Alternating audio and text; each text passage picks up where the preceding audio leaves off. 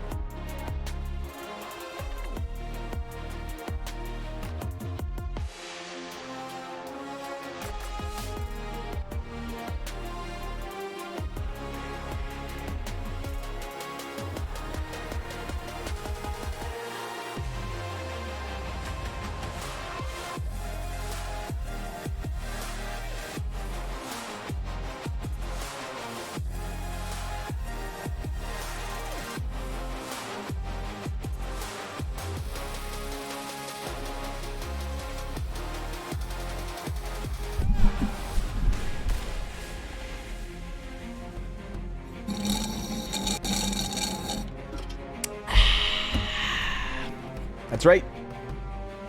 That's right. It's done. It's time.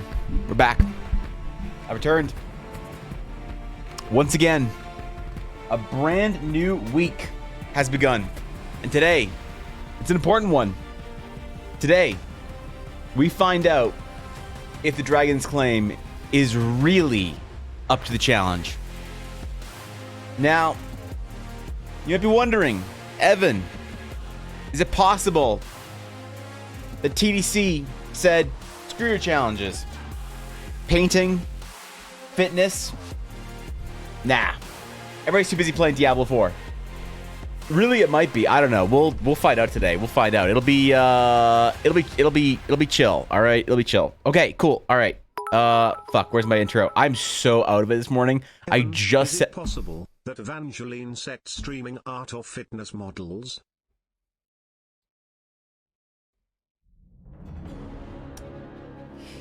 Thank you for 100 bits, Doria. Thank you. Okay. God damn it. All right. I just sat down. I have had a chaotic morning today.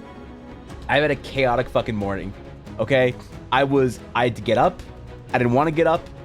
All right. I got up. I went to the gym. I had a bad time at the gym. Sometimes you have a good time at the gym. Sometimes you have a bad time. I got home. Ella's got to go. I had to take Yuna out and deal with her. I've had a goblin all morning at my feet. She's been crying and trying to get me to play with her. She's been jumping me, slapping me in the fucking side with her little paw. But I can't play with her because I got to stream and we got to make art today, okay? So I gave her a chew and now she's just sitting here being La Goblina. It's... All right, listen, man. I don't even know if I'm live. I could be on a different channel right now. This could be TDC and I wouldn't know. I just hit a go live button today. Hope that all worked. And you know what? I don't even know if my tablet works this morning. I had to get back some Discord DMs. You ever have that morning where it's like you get to work and you're like, you sit down, you're like, did I make it? Is everything okay? Are we here? Are we good? I think we're good. So, good morning, everybody. Good to see you. Welcome back, stream. Welcome back to the VOD. Good morning, Steel. What's up, Bizzo? What's up? Are you home yet? I can't remember if you said you were getting home on Friday or some shit. What's up, Guapo, Narius, Sienna? Good to see you guys. What's up, Hizero? Who else is here, man? Yo, Misprint, thank you for the 19 months. I appreciate that. Thank you, dude. Wait, what it... The fuck? I missed a bunch of alerts. Dirty, thank you for 100 bits. Across the streams, thank you for 13 months. Misprint, thank you for the 19 months. Guapo, thank you for the 26 months. Just a couple of hours ago. God damn, bro. Holy shit. What's up, guys? Good to see y'all. Thank you for the resubs. Thank you for the bits, man. Thank you. Flower, good to see you. Good to see you as well. Are we good? Are we good? Am I home? Am I ready? Am I showered? I think I'm good. It's like this morning was a blur. I don't even remember if I was like on time, you know? I don't even remember if I was on time. I think I am though. I think we're good. Is it a TDC stream? Dude, I might be. I don't know. I might be live on the wrong channel. All right. Did everyone just show up to the wrong? God, did it happen again? Because I wouldn't listen. If it happened again, that'd be worth it. I'd just run with it. I'd stream on TDC the entire day. All right. I'm not skipping stream to play with you and busy. I can't. No. I have to do stuff today. I want to do stuff today. We got to do a Discord dive. We got to talk about the challenges and see how people are doing with them. And I want to have a bit of a real art talk. Bit of a life update for anyone that gives a shit, but also use life updates from myself to discuss maybe like improving as artists and in general in life, maybe. So not that I'm an authority for talking about improvement in life, but maybe I can talk about improving in art. So it's gonna be a good day, man. I feel good about it today, you know? Dragon's Claim sounds like an off-brand Slayer's take. What is the Slayer's take? Also, don't insult my guild like that. Were you saying I was loving my source? Dude, okay, Guapo, I have been leveling a sorcerer a little bit outside of playing with Dasho and Ella, and holy shit, is it a different game. I can't believe how much more fun it is to play anything than a barbarian low level. Though I did get a couple of legendaries that made my barbarian playable, which is cool because he wasn't playable for the first like 6 hours of the game, and now he's actually playable. He wasn't really all of that fun, and now it's better. I do have Diablo updates. I like when I left on Friday, I was optimistic and hopeful, and I said I really wanted the game to open up and be more fun, and it did. And I said I was hoping for it, I was rooting for it, and I said I'd see over the weekend. Positive feedback. I got good things to say about the game now. So I didn't say anything bad about the game. I said I wasn't really having much fun. I wasn't sure why, but I was being honest with it. I wasn't having a lot of fun. Now I'm having a lot more fun. I still have some problems with the game, some little nitpicks here and there that aren't quite Diablo-y, that maybe the TTR or the ARPG genre has left me a little bit. But I have updates and I'm excited about it. So, good morning, Evan Chan Kun-sama. Yes, good morning, Steel. How you doing? Got on Friday, right? It was on Friday. Okay, I couldn't remember if it was Friday. If you were saying it was this Friday or the next Friday. So, welcome home, Duria. I want to hear about your trip. Sounds good. All right. We need pictures of Tokyo Tower. I need to hear what kind of body pillows you bought in Akiba. We'll talk. Challenge updates. It is. Listen, dude. We are gonna talk with the updates. I've been away from Discord. I have been like. I jumped ship for the last week or so from like all my responsibilities, social media, everything. I just have been focused on work and just trying to survive for the last week. You know, you have those weeks every once in a while where you're just like overwhelmed with work and bullshit and whatever. Definitely one of those. And I'm on the other side of it. I feel good. It's like I can breathe again. So I figured today was gonna be a good day to talk about some stuff about improving art and whatnot. But you know, I don't like talking about things when I'm in sort of like the thick of it and it's like not working out and whatever. I like to talk about those kind of things when I've sort of reached the other side a little bit, and I can talk about it with a little bit of optimism, right? Because I never want anyone to worry about me, but I do think that it is important to talk about your struggles as an artist, as like, oh, here's things I ran into with problems.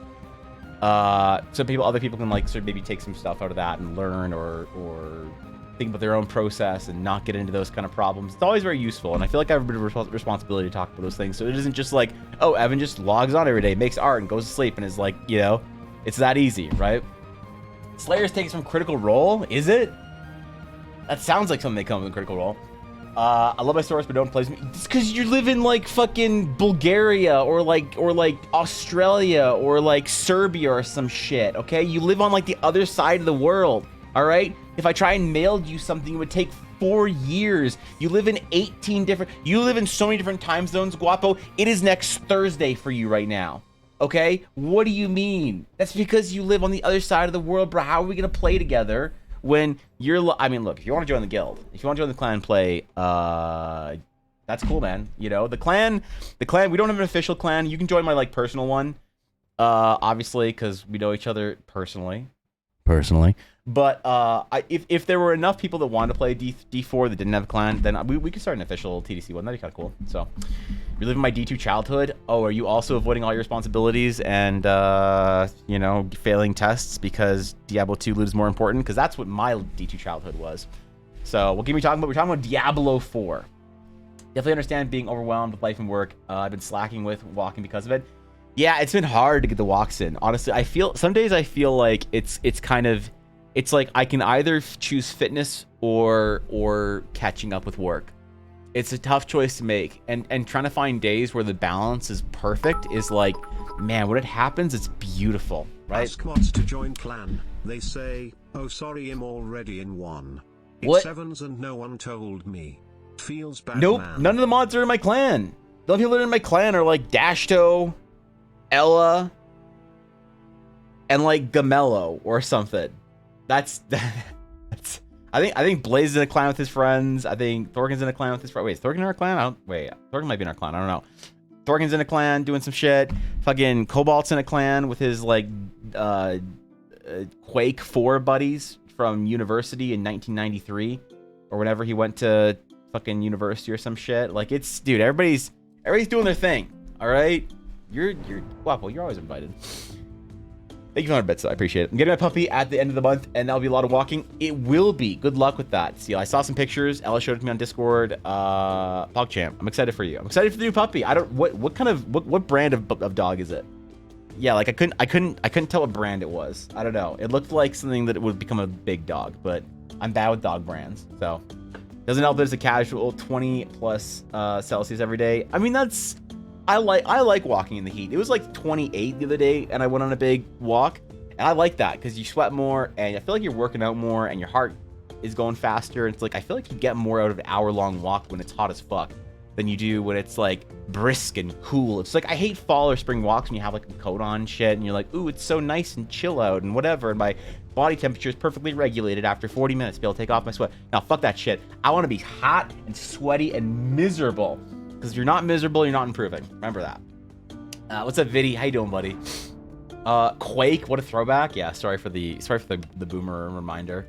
Kobo's in a clan with his cool kids and wife. That's true. He does have his family time playing Diablo 4. His wife's already max level hardcore. And both of his boys are just, they're just crushing it, man. They're going for the top 1,000 players to hit 100 on hardcore and get their name etched into the statue of Lilith at BlizzCon.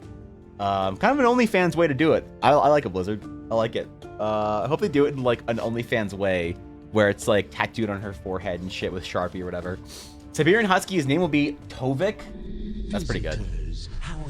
That's pretty badass. I like that. Steel, that's gonna be a big dog then. Yo, dude, Scribe, what's up, Dez? Thank you for the raid. I was watching you play Diablo actually earlier. Bro, cheers. I thought I was hiding in your chat. Did you know I thought I was hiding. Of a husky, you can get 450 chickens. Thank you, 100 bits, Viddy. Also true. Yeah, true. What a TTS to come into stream for. Guys, if you want to see one of my favorite streamers, you can go follow Dez at the Eldritch Scribe. They're one of the greatest Diablo players that I have ever seen, all right? Ever. Expertly clearing World Tier 2 like it wasn't even made for him, all right? That's, yeah, that's decked in. Wait, who do you playing with Raph? You guys are playing together, right? What's up, Delred? What's going on, buddy? How's it going? Good to see you guys. Good to see you. We looked at chat, pick what classes we played. It's our first time playing a video game on the channel. Necromancer is just cheat codes. Necromancer's cheat codes until things start to hit hard, and then it feels really, really, really bad. So, good luck. Just don't get attached to your skeletons, because unless they, okay, so Dasho told me that they buffed some shit, because his wolves weren't dying. So if they've buffed mob survivability, like friendly mob survivability, then Necros are kind of chill. You know, Corpse Explosion, non-stop to level 35. The reason I didn't want to play Necromancer is because I'm so tired of playing corpse-based builds. Either Corpse Lance, Traghouls, or Corpse Explosion, or whatever it is in Diablo 3. I played a Necromancer, Corpse Explosion, or Corpse Lance build for like 2 years. I'm just done. I'm just done with it. All right. So I don't know, man. I'll of course I'll level every class, but I'm just not looking forward to Necromancer. You know, I just started my Sork. It's good. Tovik's brother is a big for a husky. Same with his dad. He'll be a big boy, probably about 65 pounds, or that's a lot of pounds, bro. That's a big dog. That's like 12 of Yuna. Yuna, are you a snack? Good girl. She is so monkey this morning. She just wants me to play with her so bad. No, don't. Okay, all right, fine. I'll hold you for you. All right, they did buff minions. I watched someone play Necro build and they're doing pretty well. Oh, that's sick, actually. Okay, cool. Rather than animatic project will be mentioned, we're definitely thinking of going into it, so we'll be in touch with full ideas soon. Dude, that'd be sick. That'd be fucking, like, that would be, as they like to say in the Outer Rim, wizard. That'd be wizard. For my, my prequel fans. Both of them. Alright. Anyway, yes, that is it. That's our intro. Good morning, everyone. Good to see you. Thank you for the raid, Des. I appreciate it. So today we're gonna paint some characters. We're gonna do some stuff, have some talks. First, though, I want to go into the challenge. Though I want to do a bit of a Discord dive, and I want to go into the challenge and figure out how people are doing. All right, see how the progress has been made. Get some updates, and we're gonna start. We are going to start with our challenges. How is our summer fitness challenge going? Let's take an audit real quick. Let's take inventory. See how people are doing. My report, I have thus far gone since June the 1st, so almost 1 week. I have gone Where's my distance? Okay. I've gone 5, 12, 22, 27, 30. I've gone 40 kilometers so far. 40 kilometers of dedicated walking. Because I'm not doing the pussy shit. I'm not doing the, oh, I'm going to track my total steps at the end of the day. Let's see how many total steps I've done. All right? Get out of here with that shit. No, this is 40 kilometers of dedicated. I enter. Jesus Christ. Would you chill? Ah. What the fuck? I'm going over the challenge. You can't just gift 5 subs like you think it's chill. All right? Aduria, the subathon isn't until next month, okay? Fuck. God damn it. Thank you, Aduria, for the 500 subs. What the fuck, dude? Yo, holy shit, man. Thank you, bro. Thanks for bringing 5 people to the guild. Thank you for bringing 5 more members than Dragon's Claim. I appreciate it. That's a lot, dude. Thank you. Welcome, Cal, Melodaria, DM_David_careful cantrip. I don't know who that is. I am not _Twitch and El Switchblade.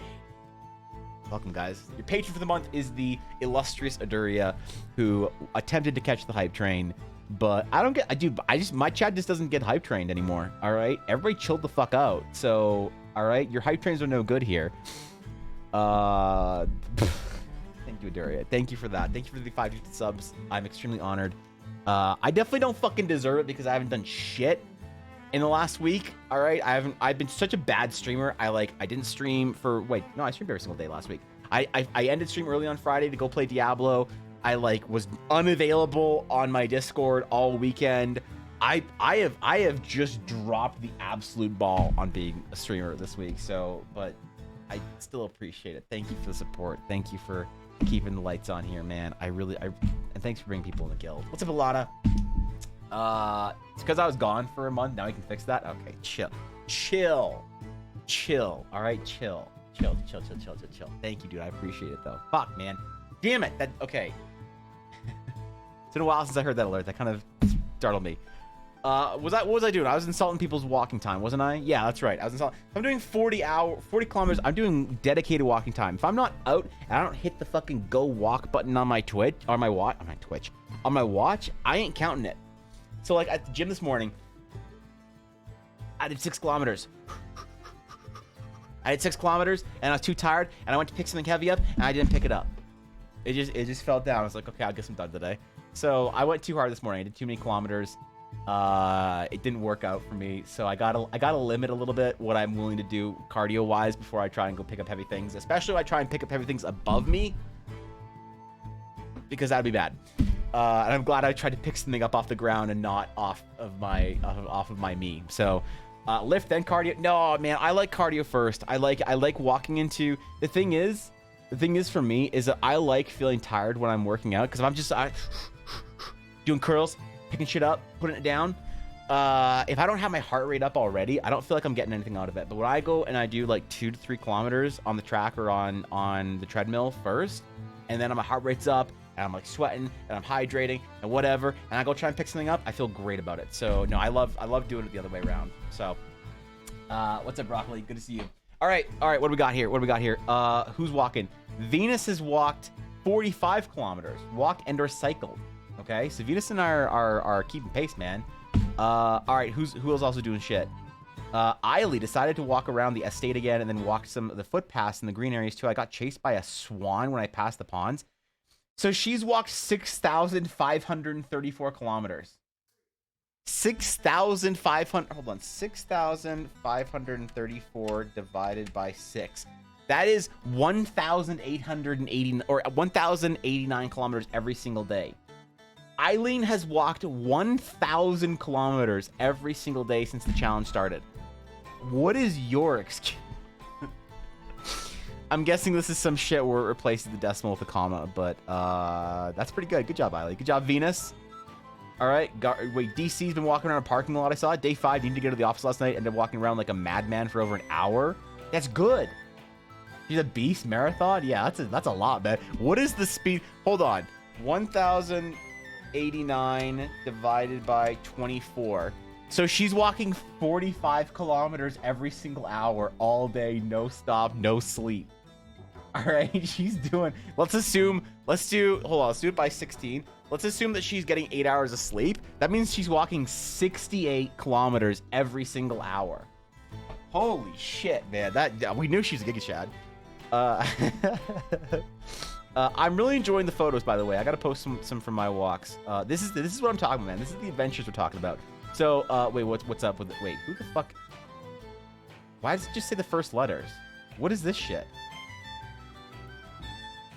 What the fuck? Who is G?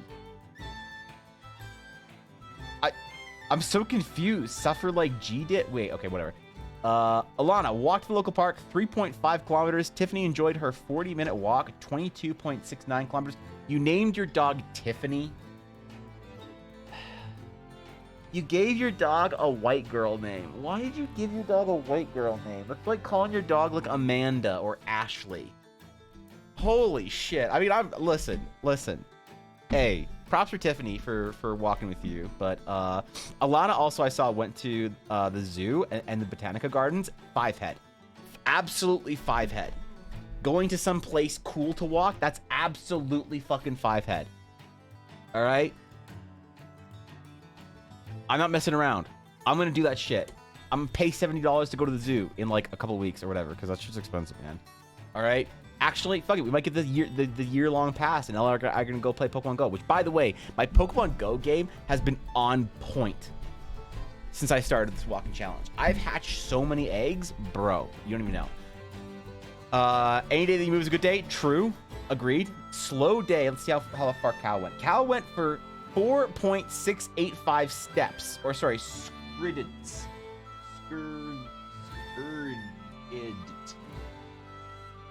So Cow did 4.685 steps. That's it. I'm guessing because there's no comma that's a decimal. So I'm guessing Cow, how did you burn 350 calories in only 4.5 steps? How do you do 4.5 steps in your day? What is that, like 1 step out of bed, 1 step back into bed, and then 1 like just giant leap to the kitchen for snackies and 1 giant leap back? That's impressive, dude. This is good, man. Venus saw what appears to be a black bear or a large dog. We're unsure, but this is what I'm talking about when I talk about adventures. Frame perfect movement, 4 steps, 4.5. Okay, there's always room for improvement there.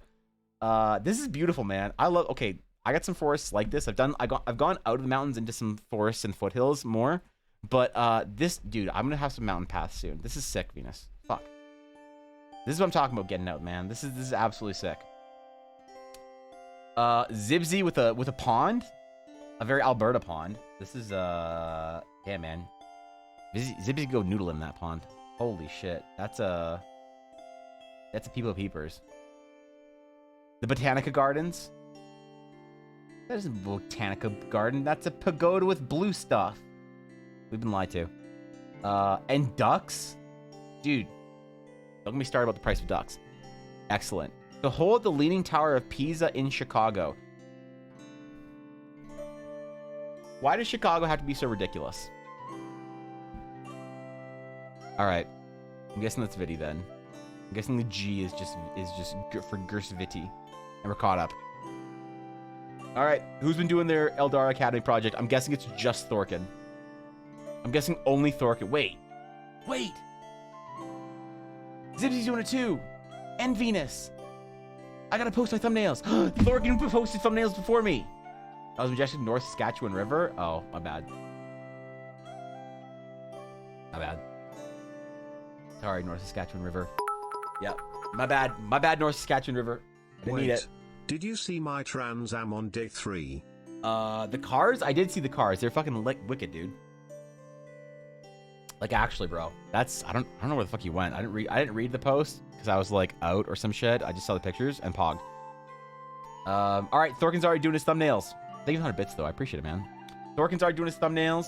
This is a good example of thumbnails, okay? Maybe a little bit more detail. Maybe some light and shadow, I don't know. But these are, yeah, this is what we're talking about. These are sick thumbnails, man. These are actually sick thumbnails. This is what we're talking about. So I've done about 30 thumbnails so far. I'm going to try and be an overachiever and do around 50 to 100 thumbnails. Or I'll get tired and decide that Diablo 4 is more interesting and fun. The Academy, Alana, the Academy is the official Dragon's Claim source for improvement as artists. It is where we had small projects, small little exercises, I guess, to improve. But I decided to change my philosophy on it. Ever since I started streaming, I've been doing things that are art sort of projects or studies or things that are fun projects to get people drawing. And I've always kind of tried to lean on the side of like, let's not make this an overly large investment of someone's time, because it is unlikely that people are going to actually try and improve if you set the goal of the bar too high. The problem is that with a lack of commitment, okay, Ewan's got a different shoe. A lack of commitment on my end to do a larger project, I feel like the artists in my community have been underserved, where they haven't been getting serious projects. So this one, for the first time, I'm releasing a month-long project that I'm also going to be doing with everyone who wants to do it. To do an ambitious illustration project and practice some serious compositional fundamentals. It's also going to be a bit of an exercise in self-directed learning. You're going to have to go get some information online in different places if you want to learn how to sort of like organize those fundamentals. But it is my attempt at better serving the artists in my community. I know less people will join in because a lot of people who have expressed, and I don't mean to be mean to anybody, this isn't a shot at anyone, but a lot of people that express to me online that I meet an interest in improving, because I get it, you see another artist that you perceive as being more accomplished or further along their journey than you are, even though I'm not a master artist or anything like that. I still respect that some people will see me as a person they can ask to about, or ask for help about improvement, you know, just like I would ask somebody who's better than me that it might not be a master or whatever. And I'm trying to really fill in that role a little bit better because I haven't really wanted to give people input or advice, because I feel like since I'm not a master, I shouldn't be qualified to give people advice. But I've had some talks with some artist friends of mine, and I've really felt that I've changed my perspective on that, where I am no longer serving people by sitting there feeling like I'm not good enough to give people help with their art. So I've tried to be more responsive on requests, things like that. And I find that a lot of people who ask me, hey, yo, how can I improve? What do you recommend? Are some exercises? A lot of them come from self-directed artists, not from people who are in art school. So you're in art school, you're not asking me. You're asking your professors, you're asking better artists, you're figuring it out. But a lot of people ask me who are self-directed, hey, how can I improve? You know, is this good? What do I do? And I find that the commitment level to improving is very light. That's weird when you hear sirens and also helicopter. Anyway. Like, maybe there's a fire nearby. I might need to evacuate. It looks smoky out. We're probably fine. If we need to evacuate for a fire, I'm leaving my stream on all day because that'd be hilarious to see my house burn down on stream. Anyway. And so I find that a lot of the commitment from people who ask me on how to improve, a lot of people can't meet it. Like, genuinely how to improve. And I try and cater my projects then to be very light, so people who aren't very willing to invest in their time can still get something out of it, because I want to encourage them to work harder and harder and harder up to serious projects. But there's a lot of serious artists in TDC that want to improve and are like, these small projects aren't doing much, bro. Give me some meat. Give me some serious shit. So I am giving this project, which is about a week-long project you'd get in university, in like art school that I went to, I'm giving people a month to do it. So I'm still being pretty lenient on it, all right? I'm not gonna give you guys art school deadlines until you're like, I'm fucking ready, I'm here. And then I'll give you guys a real art school project, like a 4th year illustration project, which will be insane. And it'll be probably the most time commitment anyone's ever put to projects like this in their own work or from my, assignments. Eventually, maybe. But I'm going to see how people do. I'm going to see how many people are actually interested in this. I was willing to give this assignment or this project out and have nobody complete it. All right? But this is really an opportunity for me to see who's serious. Like, who is really willing to work hard, and I'm going to try and respond to that commitment with more feedback and more individual attention to their work and how to improve. Because if you're willing to put in the effort, I'm willing to put the effort. That's a big thing about that people don't really understand about asking for other artists' input or mentors or whatever. If an artist says to you, hey, sure, I'll help you out improve, you better fully exceed what they ask you to do by like 30 to 50%. Because if you want to earn somebody, like you go to a big artist and you're like, hey, I really like studying your work. Here's a bunch of studies I did from your stuff. Here's like 18 paintings I did based on your studies or based on your work. Here's all these characters and things that you did that I've painted. You show them you put like 100 hours of work in. I don't care how big that artist is. I don't care if they're Raw Straws or Jazza or whoever. They're going to respond to you with some honest feedback and be like, yo, I got you. Let's hook you up. But if you send like a message to somebody and you're like, hey, I like your art. Can you tell me how to improve? It's like, a lot of artists are kind of like, okay, but like, are you worth my time? Like, I don't want to invest my time in somebody who's not committed. So this project is loosely me figuring out how like where people are at in their commitment and who really is gonna want some extra like attention and help with their assignment. So I plan on really going really thorough on feedback for this assignment. So that is our main thing. Is yeah, and damn, this looks great, Thorkin. Good job. Excellent work. Actual fundamentals, actual skills, actual Giga Chad. Just why did I do the chess one? I don't know why I did the chess one, but I'm just gonna leave it. All right, those are 2 challenges that are up for June. Well, our walking fitness challenge is up all summer, and then our art challenge is only up for the month. It's only 1 month, and after this, unlike art building or Lorevember or anything like that, after this is done and over with, it is due on the 30th of June. After that, it doesn't, like, after that, I encourage you to finish it, but, you know,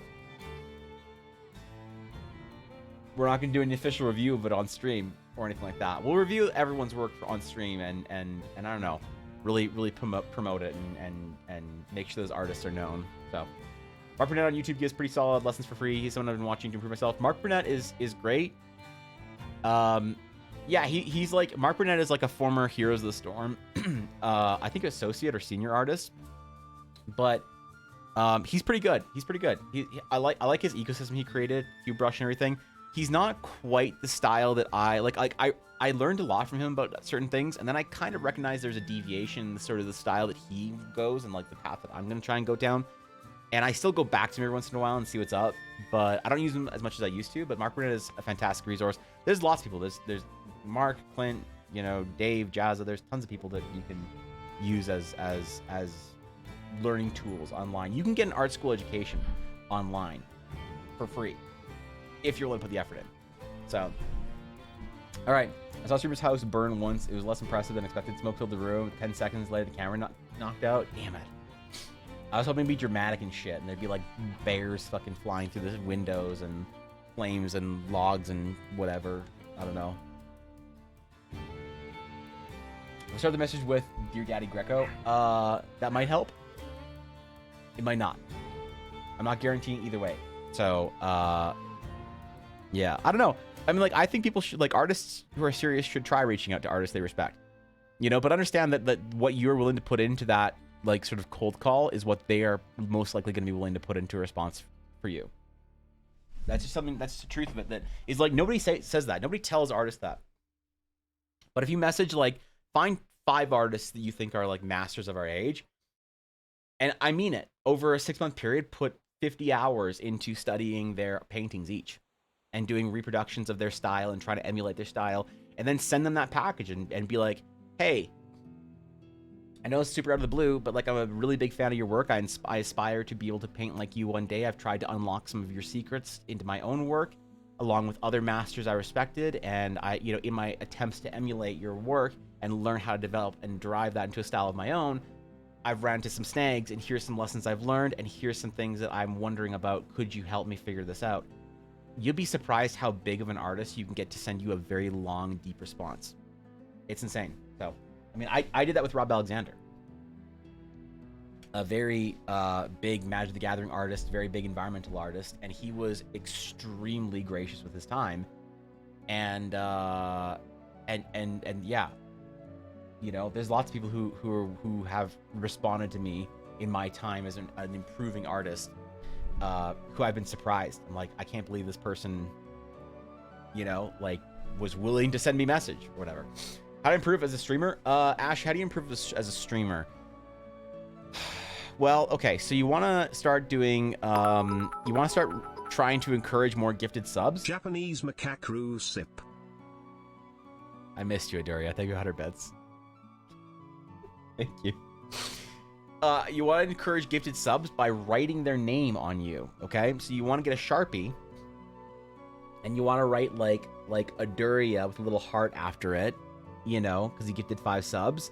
And you just want, if you could do it, also, you need to have more skin space to do that. So I'd recommend, you know, some kind of a pool hot tub situation. Thus, you have more real estate to write people's names on.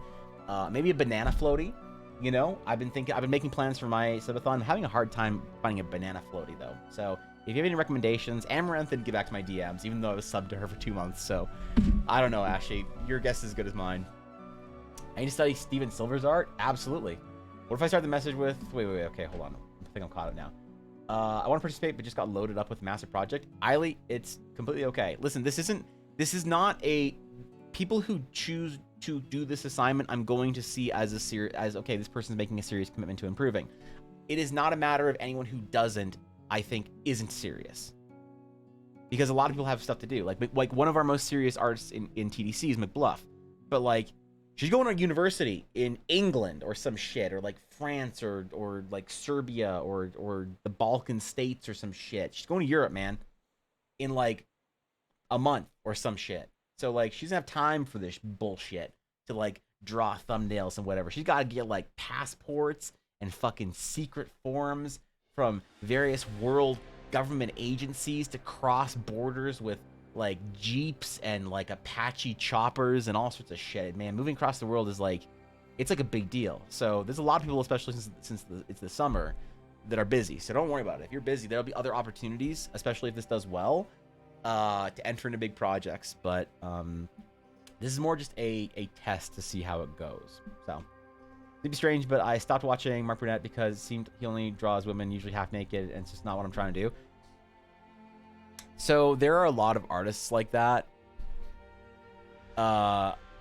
I can be very, it's kind of a meme for me that like the meme has developed recently that I haven't really enjoyed, that Evan only draws girls as well. But that's such like an artist thing to do. It's like one of the YouTubers that I first started watching in art school like 10-12 years ago, the YouTube channel was called I Draw Girls. You know, I remember on a video, like, Sam does art and Ross draws on both separate videos, answer the question, why do they only draw girls? Everyone has their different responses for it.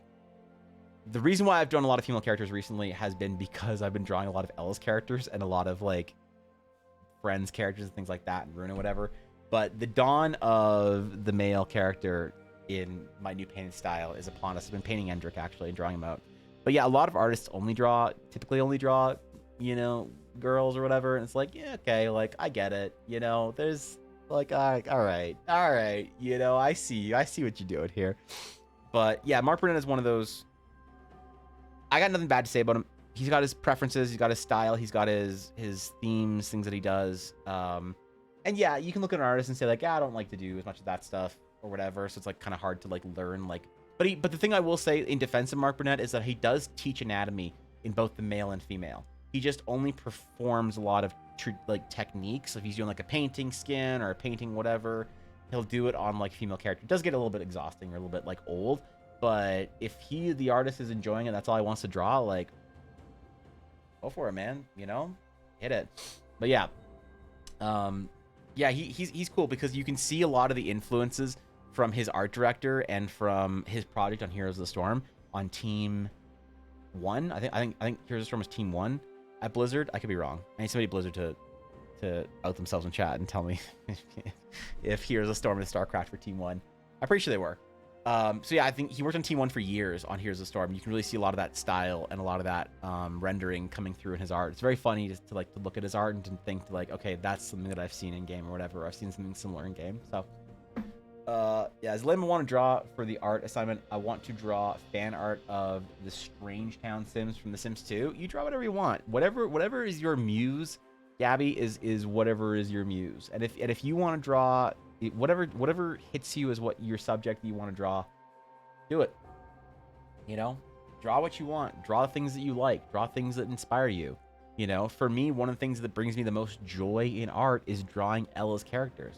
Drawing my D&D characters for one, but most importantly, drawing Ella's characters. It is the most rewarding thing for me, which is why we're going to paint Scarlet, or at least draw her first, and then we'll paint her after. So, this is going to be fun. And also, if I can talk to El Guapo this week too, we're going to be working on a character for him that I don't want to show off because I don't know if he liked the initial sketch that I did last week. Because I did about 30 sketches. I've done about 30. Dude, I've been working on, I'm working on some projects for multiple years now because I've had a bit of a. We'll talk about it a little bit later on stream but I'm not gonna get super far into it.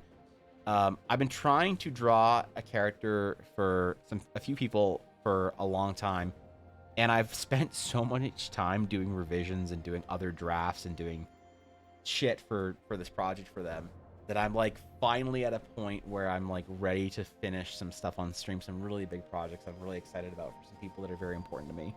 So we'll be painting Scarlet, we'll be painting Endrick, we'll be painting Guapo's character, we'll be painting something for Cobalt, we'll be painting something for, I think Bizzo's the first mod that's going to get her character painted because we have a very clear idea, I think, of what we're doing. Yeah, it's going to be cool. This next month of projects I'm really excited for. I'm really looking forward to going live every day. Also, I do have a bit of an announcement for streams schedule. Before we start getting into the projects today, I do have a bit of an announcement for things for stream schedule. So allow me maybe like less than a minute, if not a minute, to give you guys some context. I think it's no secret that I've been working really hard over the last couple of years.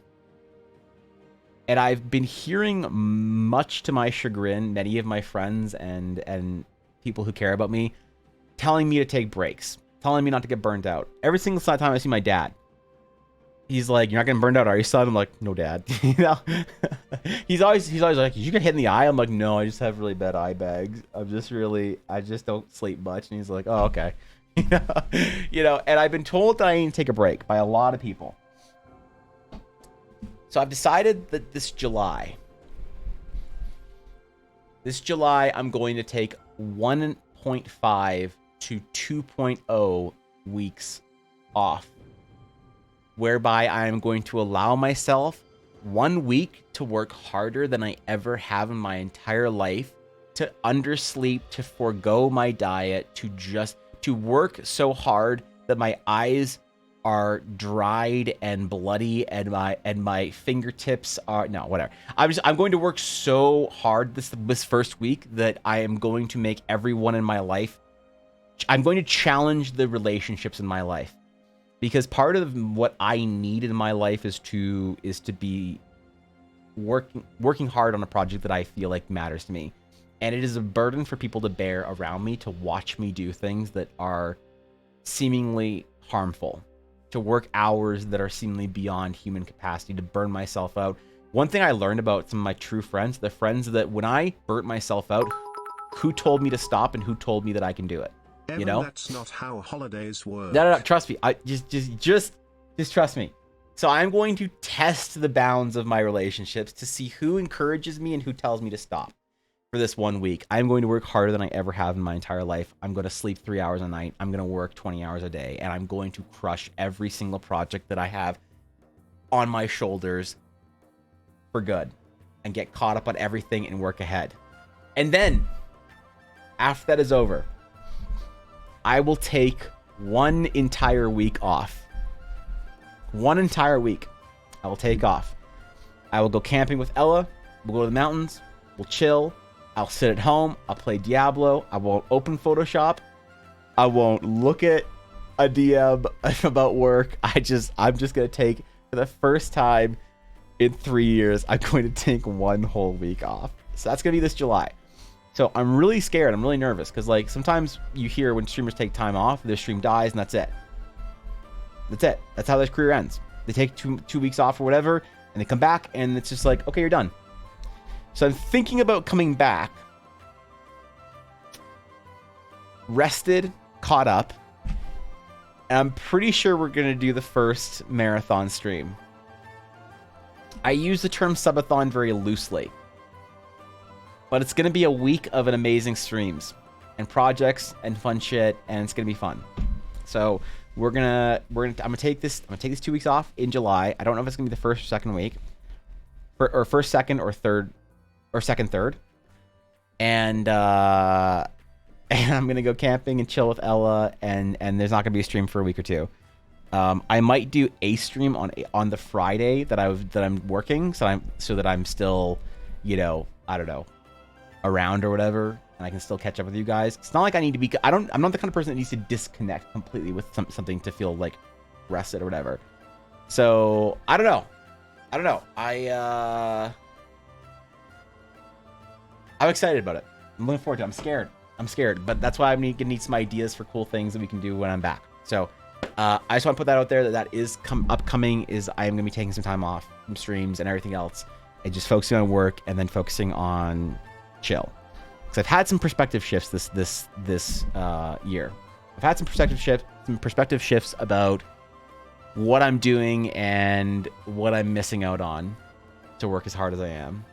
So you guys have really given me perspective about taking care of things in life and living a balanced life as an artist. And I want to be more responsible about showing off how to live a balanced sort of life as an artist, because I feel like what I do has more impact sometimes than I think I give it credit for. And when people see me working 20 hours a day or some shit for like 3 days in a row, they think that's normal. I don't want anyone to think that's normal. So, okay, cool. All right, let's get into our project today. Let's do it. Let's hit it. Subathon but ever sub equals our Evan has to sleep. We'll do a reverse subathon. I'm going to hold myself hostage. I'm going to start with 14 days. 14 days that I will be live. That's it. I'm going to hold my vacation hostage for chat. All right. I will take 2 weeks for my subathon, and I will be live every single day for those 2 weeks. Each sub will be a certain amount of time off of that. And as soon as my stream ends, I'll take the rest of the time off. All right. So if you want to see me on a vacation, oh shit. That's so toxic. Holy shit. Bizkif did that as a joke once, a reverse subathon. I should do that unironically, but ironically. Needs more Cobalt Knight on stream. Yeah, that's one of the projects, Cobalt. That is. Strange phenomenon in creating. I know I enjoy making female characters in video games. Characters creators, for some reason, even though I play males, females made in other save slots. I mean, I get it. I think of the character more as the character. I'm not a person that plays female characters in MMOs. I'm not like one of those guys who's just like, hey, if I'm gonna walk around looking at an ass all day, I may as well look at a hot ass instead of a dude's ass. For me, it's just like, okay, you need a girlfriend. But that's okay. Some guys are like that. Whatever. I like to make characters in games like a character in the story. So it's like, it might offend some people if I say this, but I couldn't make a male sorcerer in Diablo, and I couldn't make a female necromancer. Right? So my sorcerer is a chick, and she looks like the Diablo 2 sorceress, and I called her Cassandra, and if you're a Diablo lore nerd, you know exactly why I did that. For a necromancer, I called him Zool, and he's a white, long-haired dude, you know? Like, it's about the character for me. So also for, like, World of Warcraft, there are certain things, like my Night Elf Druid's a dude, because in Warcraft 3, yeah, and then my Night Elf Hunter and Priest are both, yeah, whatever. I get it. Yeah, I feel like she's obsessed with, but it's the consistent nakedness that's a bit monk for me sometimes. And I understand that vibe, Guapo, 100%. So, I know you worry, Eiley, but don't worry about me. I don't want people to worry about me. I want people to encourage me. That's all I want for my friends and people who care about me. That's something that is really hard for Ella to manage or balance, is that being my friend means watching me do things that you think are harmful for me, that society thinks are harmful for an individual, and knowing that what I need during that time is encouragement. You know, I want my friends to see me burning myself out and say, you got this, man, as opposed to saying, maybe you should take a break. you know, and Ellis had to learn that, and it's really hard for her. But sometimes she does watch me like basically murder myself for a project, and she just comes in, and she'll bring me something to eat. She'll just massage my shoulders and just give me a kiss on the cheek and tell me I got this. You know, I know it's a lot because I know she's worried. I know she wants me to stop. I know she wants me to just like whatever. But she knows that like there's something inside me that needs to do this kind of work or that needs to get this out. So, yeah, I'll let you know. 3 hours of sleep every day will catch up to you very quickly. It does. Believe me, it's not my first time. Yuna, what? Hi, dog. Stranger danger. Hello, dog. What? Hold on. What are you? Yuna. No. What? Stressed. She's stressed. Yeah. Okay. All right. No, she doesn't. She's not gonna just eat the chew. This is not just chew with Yuna hour. This isn't gonna be my stream for the next. I'm not hosting a Yuna chew-a-thon, where every sub is 5 more minutes of me holding Yuna while she has her chew. No, I don't care if that's a good idea. I don't care if you'd watch it. All right, Yuna, come on. Can you not be Goblin? Can you be a good girl? Can you be a good girl? Can you be a good girl? Okay, alright, no, you're monkey. La Goblina! La Goblina. La Goblina. Be a good girl. Alright. Okay. Also plays as Yuna Avalon. Okay, chill. I made a female necromancer on Diablo. You can't. The canonical necromancer is Zool, and he. Okay, whatever. You can do whatever you want. I don't care. For a Diablo lore nerd like me, I'm just being a dumb lore nerd. All right, I'm being a dumb lore nerd.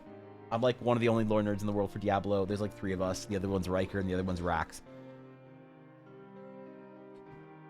Until your eyes and fingers start bleeding, that happens. I'm hiring a hitman to break in your house, tie you up, and force you to eat noodle soup. No, I can't eat the carbs. Ooh, whoops. Okay, but I would just try Unathon. Okay, I'll hold your chew for you, Una. Hold your chew. Okay, wait. Alright, we're good. The female necromancer is sexy. Look, I don't care. And the male wizard is hot. Or the male sorcerer is hot, but I'm just not doing it. Listen, man. There's certain characters that if there was a canonical Diablo 2 character, if there's a canonical Diablo 2 character, I am making my Diablo 4 character that. Or a canonical Diablo 3 character. Canonically, the Crusader is... Well, actually, canonically, there were 2 Crusaders. There were 2 Wizards. There was 1 Barbarian. Canonically. And it was the chick from Diablo 3. The Diablo 1 Barbarian was a bald dude. So that's why my Barbarian in Diablo 4 is a bald dude. With no beard. Because that's what the Diablo 2 Barbarian was. And I don't care. I don't care. Alright, I'm gonna do it anyway. Calm down, dogs are good for view count. Dogs are some of the best exposure because they're almost drama-free unless there's a mistreatment or health concerns. I do have a health concern for Yuna. She is currently going after this chew like Twitter going after Critical Role spoilers. That's... Alright. My male sorcerer looks like some pretentious modern artist at a social pride or socialist pride event. It's a mess. I named mine Cassandra and I don't care. Alright? I do not care. No one can stop me. I'm gonna have the character that I want. And anyone who tries to stop me can get fucked. Okay? I am making my Diablo 4 account a lore accurate Diablo 2 account. That's what I'm doing, and I don't care what anybody says. Alright? I'm not going to give in to those who demand of me that I change my barbarian to be the Diablo 3 barbarian. The hot redhead chick. I'm not going to do it. For me, the canonical Diablo barbarian is a bald, big, hairy, sweaty dude.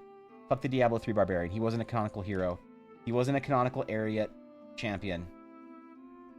Okay? The Diablo 2 barbarian is a big, hairy, sweaty, bald dude. And that's what my barbarian is. And no one can stop me. You can try.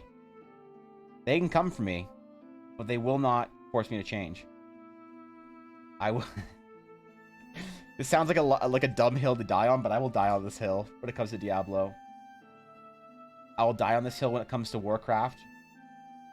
All right. Playing a Dwarven Paladin. Get out of here. Get out of here. Dwarven Paladins. My ass, right? Everyone leak something in your DMs that can. All right, Ashley, what is it? Let's see. Leaks. Showed off on a stream over the weekend. I don't think it...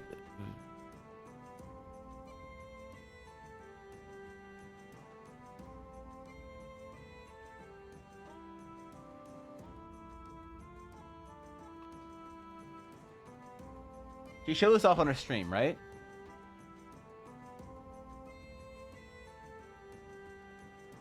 Can I show it off on my stream? Actually, that'd be inappropriate. That'd be inappropriate, I think, if she hasn't shown it off on Twitter yet. That'd be inappropriate. Sorry. Why? I will say this. What's up, Azalea? Ashley, why is there a seal of the Herodrum? I just clip it or showing it off on stream. All right, please do. Okay, fine. Why is there a seal of the Herodrum in here? What? Why does she have the fucking Herodric emblem? Like she is an ancient and Herodric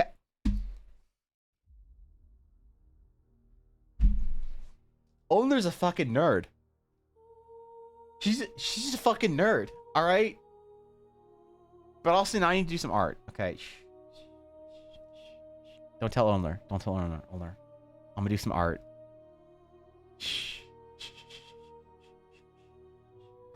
Yeah, it's fine. Just, you know, watching Owner play Diablo 4 kind of dope. It has been dope. Watching Owner play has been fun.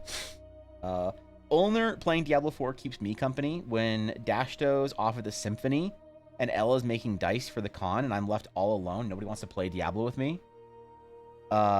Blaze is too shitty to play Diablo with me. Thorkin's playing hardcore. And Guapo is too handsome to play with any of us for some reason. He just doesn't want to be on when we're playing Diablo. Like, we're playing Diablo, like, midnight, like, 2 a.m. his time. I don't get why he can't just hop on. Like, what has he got to do? He's like, oh, no one plays Diablo with me because everybody's playing at 2 a.m. my time. Wow. Sounds like nobody cares. Sounds like you should be on at 2 a.m. your time, right? But I can't have this conversation with him because I'm afraid that he'll send, like NSA drones to my house or some shit. So I don't want to, you know. So Ulner is my Diablo 2 buddy right now, and she doesn't even know it. I have such a parasocial video game relationship with that streamer. I never talk in her chat because I feel bad. I feel guilty. If I don't know like anybody in a streamer's community, I don't like to talk in their chat because I feel like, you know, it feels like I'm then just talking to the streamer, not the community or whatever. Like not chat. I think like when you're part of chat, it's like fun being part of chat. It's like when you're just talking to the streamer because you just know the streamer or whatever, and you don't know like anybody in their chat. It's like for me, it's a little weird. I like to know like get to know people in the community and like get to know like chatters and mods and whatever. If I'm like part of chat, but since I'm playing fucking Diablo, I'm not reading her chat. I'm not being a part of it. I don't ever like to say anything in it. It's kind of like Ashley's. Like I don't know shit. I don't know anybody in Ashley's stream, hardly, because I always like just watch her stream or listen to her stream in the evenings or whatever. But you know, so I just like never talk because of that. I feel bad or I feel guilty or awkward or whatever.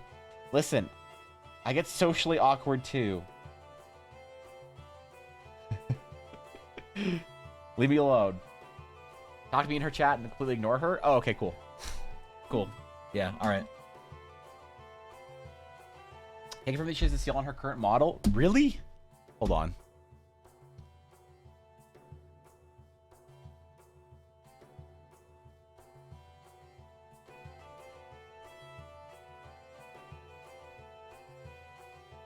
I just failed typing Twitter about 7 times. This new keyboard is hard to get used to. She follows me. A big VTuber follows me. Okay, where is this shit? I need to see a screenshot from screen or a clip. Where is it? Oh my god, it's around her fucking neck. How did I never notice that? Jesus Christ. Okay. Okay. All right. Never mind. I'm good now. I'm good now. All right. Yep. Yep. What's up, Mel? How's it going? Good to see ya. Mel, what level are you in Diablo 4 right now?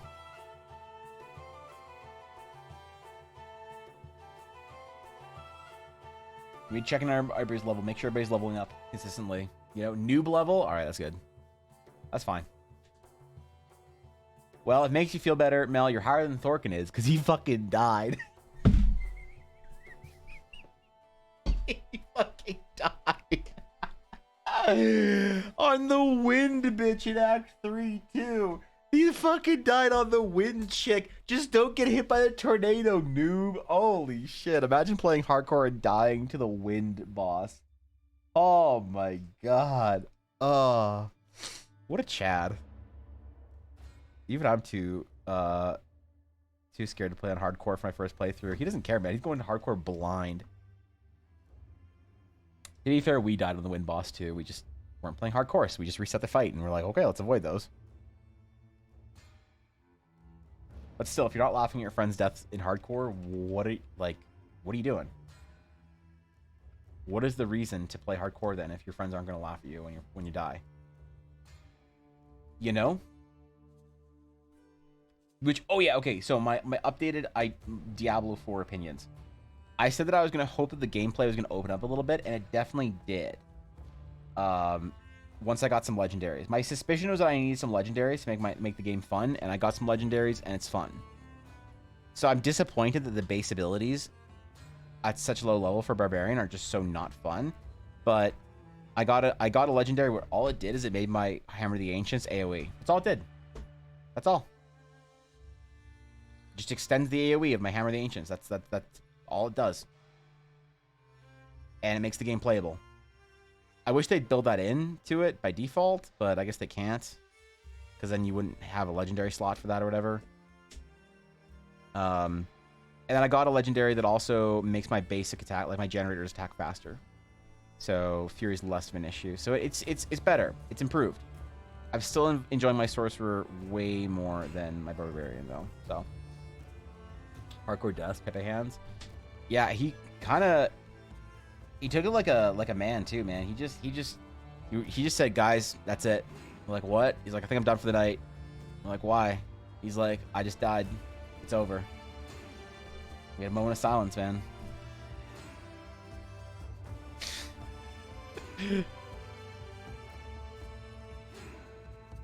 Took it like a warrior's death. Giga Chad, true. Just shy of 13 miles to the walking. Dude, congratulations, Mel. That's a long distance, bro. Yo, seriously. I think we're about, what, a quarter of the way through a challenge? We're almost 1 week in. It's pretty good. For the first couple of days, anyway. A lot of people started out strong. I'm wondering who's going to keep the momentum the whole month, though. We'll do an update to figure out who's earned their first badge by the end of the month. Obviously, you can earn your badge. Like, if you start this challenge in August and you do all 300 kilometers in August, you're good. You can, you know, you can walk it. It's fine. All the way through August. But, if you want to do, like, canonically the journey 100 kilometers a month or whatever, then, from the lore perspective, I guess, we'll see who's at the first camp. Which characters made it? Because y'all need to make some characters too, man. These are you're going on this adventure in Eldar. You have to make a character for the game. I don't know who's going to, but I've already done it. I can see my current pace will be over 100 miles by the end of the month. If you're gonna do 100 miles each month, then that's the hard mode challenge. Hard mode is doing 100 miles every month. Okay, that's what I'm doing. Gear 7, please teach me your ways. I'm the shit of the game. My current gameplay is just perma Beyblade Barbarian. Sincerely, Blaze. The problem with playing Barbarian Whirlwind at this level or leveling is that you don't have the Fury for it. Whirlwind Barbarian is the best build for speed farming and for Barbarian in general at max level Blaze. But right now, you have basically, unfortunately, two really good options for leveling. You can play Hoda or you can play Rend. I'm playing Hoda because Rend requires you to group large groups of enemies up and play the game a little more like power gamer-y. And my issue with that is since I'm playing with other people, I don't want to have to like have them group people up with me so that I'm functional or functionable, a functionable barbarian. There we go, a functionable barbarian, so I can functionate. So yeah, so I play Hoda. So you can pick between those two, but you'll have a better time, I think. Maybe you'll have more fun playing Whirlwind. I don't know. It is definitely harder though because you don't have the effective fury for it. So, sadly because the original method I used to track my miles is no longer good. I was using an app to plant trees based on how far you walk, but there's a limit apparently. Really? Huh. I don't really put a limit on it. I'm just using Samsung S Health and checking my like daily exercises.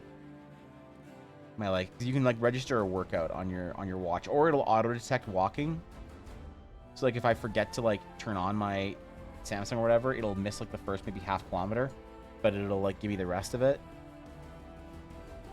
That's my tactic right now. Although I'm still thinking about doing one of the Conqueror challenges this summer. The only problem is they're $50 US, dude. They're $50 US. I want to get the app and I want to do one before next year because next year we're using the app. I think 99% sure I want to use the app next year so that we can all track our progress within the app and it'd be fun because we're all doing it together then. The only problem is it'll cost a lot on my end to do that next year, and I'm fine eating the cost if like it's gonna be popular. But this year I just wasn't in a position where I wanted to do it for the very first one because I don't know who's gonna be interested in it, you know. And if I would just spend like $400 on something that nobody wanted to be interested or no one wanted to do. But we're definitely gonna use the Conqueror API, whatever the app is called, that's not Conqueror next year. But I really want to do one of the challenges to see how they do it and like how the app works before I actually like pay money to use it for our challenge. I have whoop band, so I'll backup plan. I mean, never heard of a whoop band before, but good thing on the backup. Your job starts on the 17th. Might get busier. Excellent, Venus. You worked really hard last summer to get your tablet, right? That was last summer, I think. That's good shit, Venus.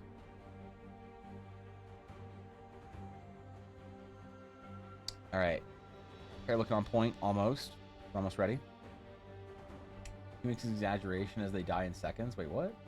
At permaspin, Fury's not been an issue yet, but also train shit into large groups for Beyblading them for 2 minutes. Oh, if it's damage issues. Yeah, I don't know. I think that like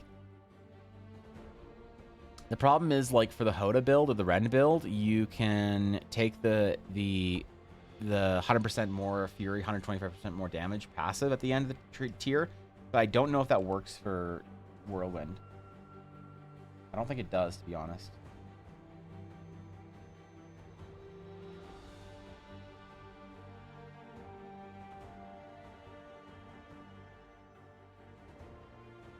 All right.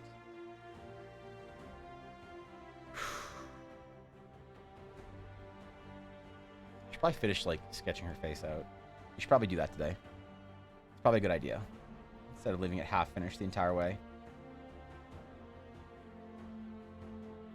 Otherwise, I know we're gonna paint it, so I kind of feel like just not, but we still need to. We still need to do all the details and stuff and finish everything properly. It's always hard to commit to doing like shading or whatever on character faces because you feel like you risk building just age into their face, you know, when you're doing hatching. You have to figure out a way to like be consistent enough to not make it feel that way. Tell me migraines are kicking in because the fires in Canada have been blowing smoke over where I am. Dude, that's brutal. Yeah. Elle's been having some real bad migraines recently.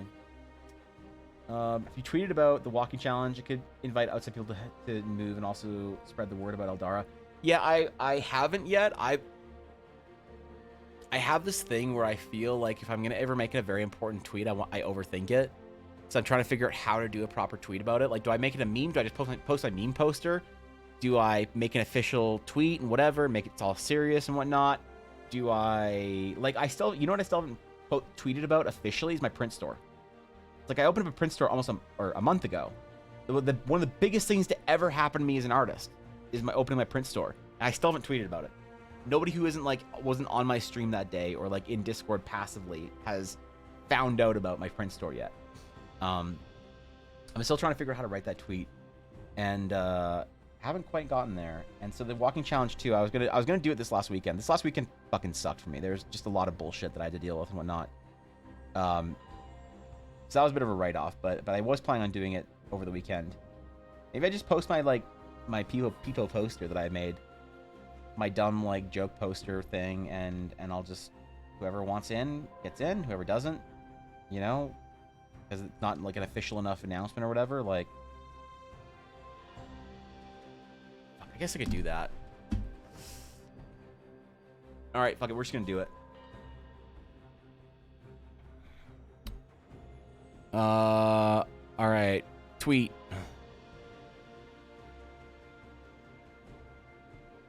Where is our summer walking poster? Rune Wind BS.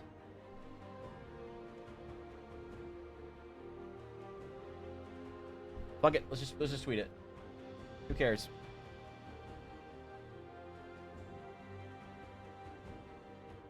Who cares? If the tweet does poorly, I can only control what I can control.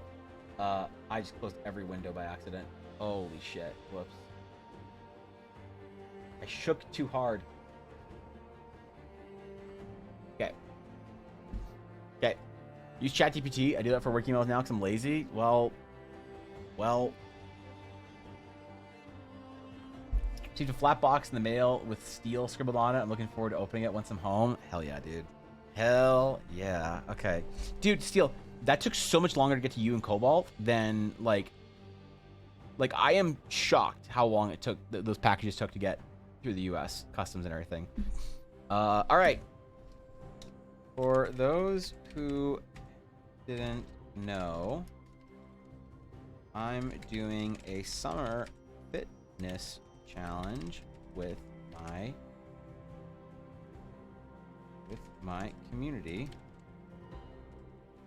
on Twitch. What do we say about this? Okay, what do we say? Just like 4 days ago, somewhere around there. Really? I saw you post the dice, but I hope the prints were good, man. I hope you liked them. Una, stop being a goblin. Let me... Okay, dog is good. All right, what do we say? What do we say? Prince Topega, yeah. Those who didn't know, I'm doing a summer fitness challenge with my community on Twitch because I want this. I need this to sound a little bit serious, right? The goal is to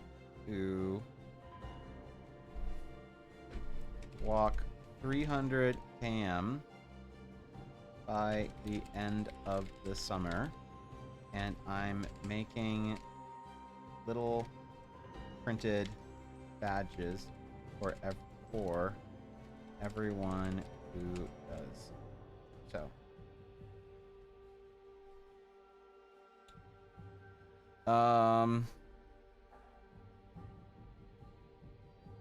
What else to say? Okay. Hold on, because this is like, dude, it's like I don't know how do I communicate? It's like it's such a complicated idea that it like is an in-game lore unlocking event that's also walking IRL. God, how do I condense that down to words that doesn't require an explanation on stream? Start an art business. I can use my Pega tier as a business expense. You definitely can. You definitely can. More details in the Discord server. Yeah. More details in the Discord server. We'll end with that. I have another thing that I can say here about, what do I say about the lore? As you walk IRL, unlock Eldora lore at key landmarks. That's walking IRL will unlock lore and art. Ah, fuck. Shit, I can't include that. I guess this is a tweet, man. include Discord link or not? I can respond to this. Yeah, I guess. This can be the first tweet. For those who didn't know, I'm doing a summer fitness challenge with my community on Twitch. The goal is to walk 300 kilometers by the end of summer, and I'm making little printed badges for everyone who does so. More details in the Discord server. What we'll do is we'll tweet it. And then we'll do a reply to it. Walking IRL will unlock lore and art for Eldara. Walking IRL will unlock lore and art for Eldara.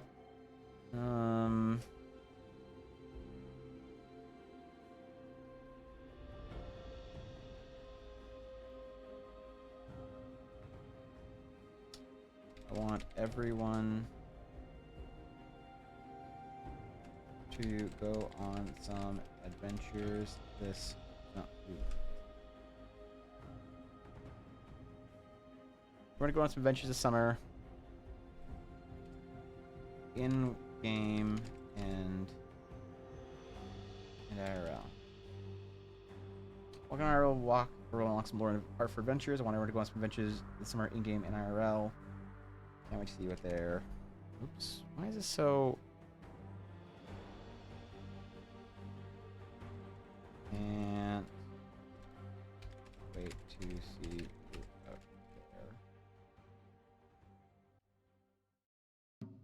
I can't do event. I wish I could use my Twitch emotes. I would just use event, but okay. Discord link. Progress.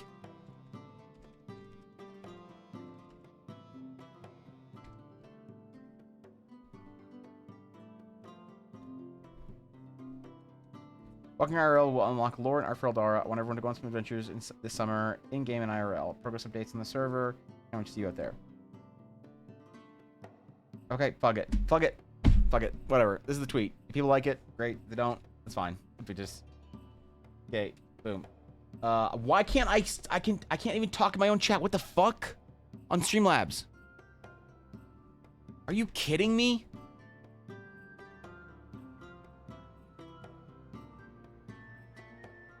Evan Blair Art. I'm literally streaming from this app. Why does he need me to log into my chat on this app so I can say something? Okay.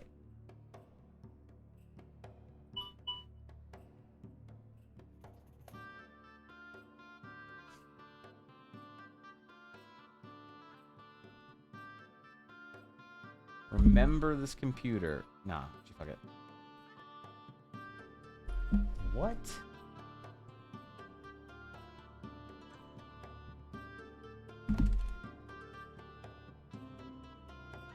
Am I good now? All right, there's a tweet. Boom. All right, Pog. Cool. Poggies. Tweet exists.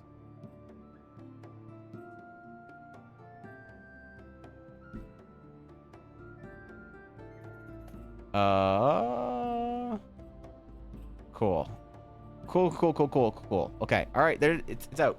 It's out. Tweet exists now, and however successful it is whatever. You know. If I just hear boring, everything just leads to more corn. That's yeah. Can't help it, man. Sorry. I'm sorry. I wish I could. Corn mazes and signs supposed to try running through the corn without getting any cuts and scrapes. That's the challenge. I don't encourage Blaze to run through the corn. I can't morally support or encourage Blaze running through the corn. All right. Do not injure yourselves while on this challenge, please. I will not be very happy if I find out that anyone ran through the corn.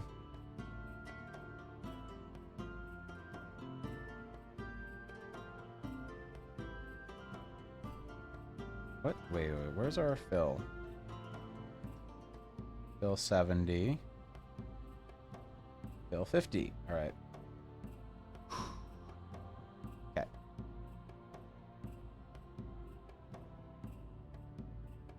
We're on a different layer right now. We're going to try and track our progress a bit today.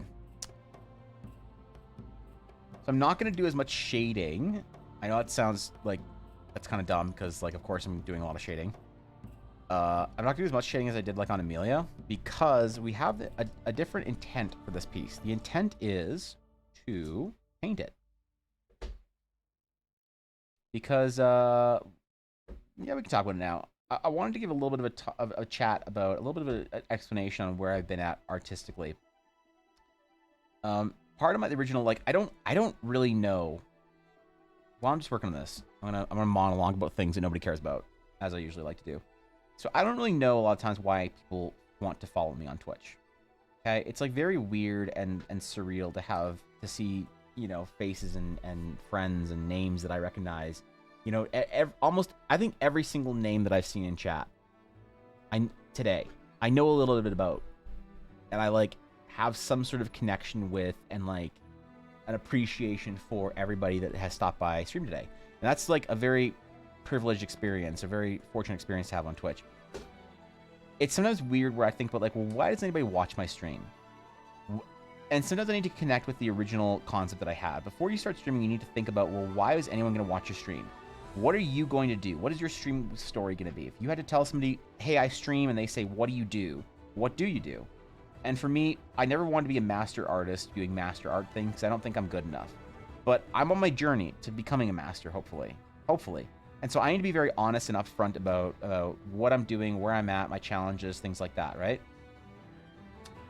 And so I want to give you guys a bit of an update on sort of where I've been at, like in a learning, some of the lessons I've learned recently, some of the things I've been doing while I draw Booba. I've been having a really difficult time pushing myself recently. I think every artist has a certain set conditions that are required for them to sort of like push. It's very hard to push with your art while you're dealing with other shit or whatever, which is like why emotional, mental health and whatever and physical health are so important for artists. You have to maintain all these things. It's very hard. I used to say this in school is that my friends at universities and I would both be up till 3 a.m., but they would be trying to like force information in their brain and I have to be creative. And I never like to sort of talk down to the struggles of other people in schooling, but I think that it is a uniquely difficult challenge to at 3 a.m. be creative. When you're tired and overworked and whatever, it's very unique and difficult to also have to be creative. And so I have struggled with that through my entire career, as most artists do. And so with all the stress that I've had to be under over the last year or so, various things in life, and you know, you guys know about some of that, and you don't know about some other pieces of it. It's been very difficult to be painting and to be pushing myself. And I felt recently, like, since I've sort of begun to reorganize my... Why are you borking, Yuna? Since I've begun to reorganize my life a little bit and, you know, focus on fitness and whatever, and prioritize, you know, improvement and all that stuff, I've sort of been healing. I will turn you into a fucking hat if you don't shut up, Yuna. All right, good guard, dog.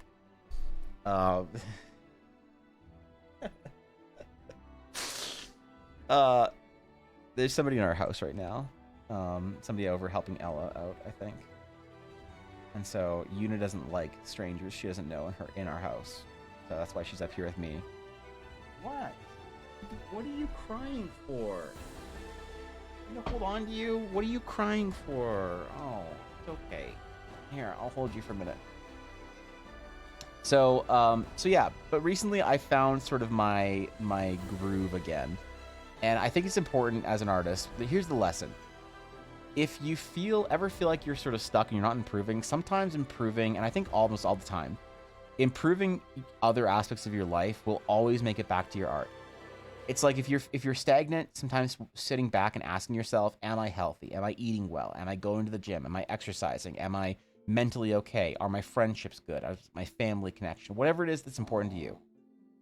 Why growl? And trying to focus on those things, and when you come back to your art, it will pay off in strides for you. That's something I've really had to learn kind of the hard way multiple times in my life. I've had to learn, like, Colin, if you just try to post a link, Twitch auto deletes them now for some stupid reason. So I just see 3 stars. So maybe you just screw with me. Maybe you just posted 3 stars. Is it a Twitch clip?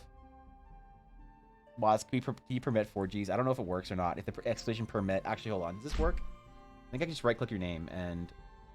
Permit? Alright, try it again, Colin. The fuck? It doesn't work! Why? I'm so mad. DHBL said it? Yeah, fuck. I'm sorry, Colin. Yeah, something happened, changed in Twitch. Okay, Una. Dog. Can you be a good girl for the once in your life? For the first time in your entire adult rat life. Can you be a good girl? Can you sit and be nice and not bork and not growl at me and just chew your chew or sit in your pineapple and go to sleep? Here. Una. Here. Hold on. One sec, chat. One sec. All right, Una. Okay. All right. In your pineapple. All right. See? I'm not holding you here for the entire stream.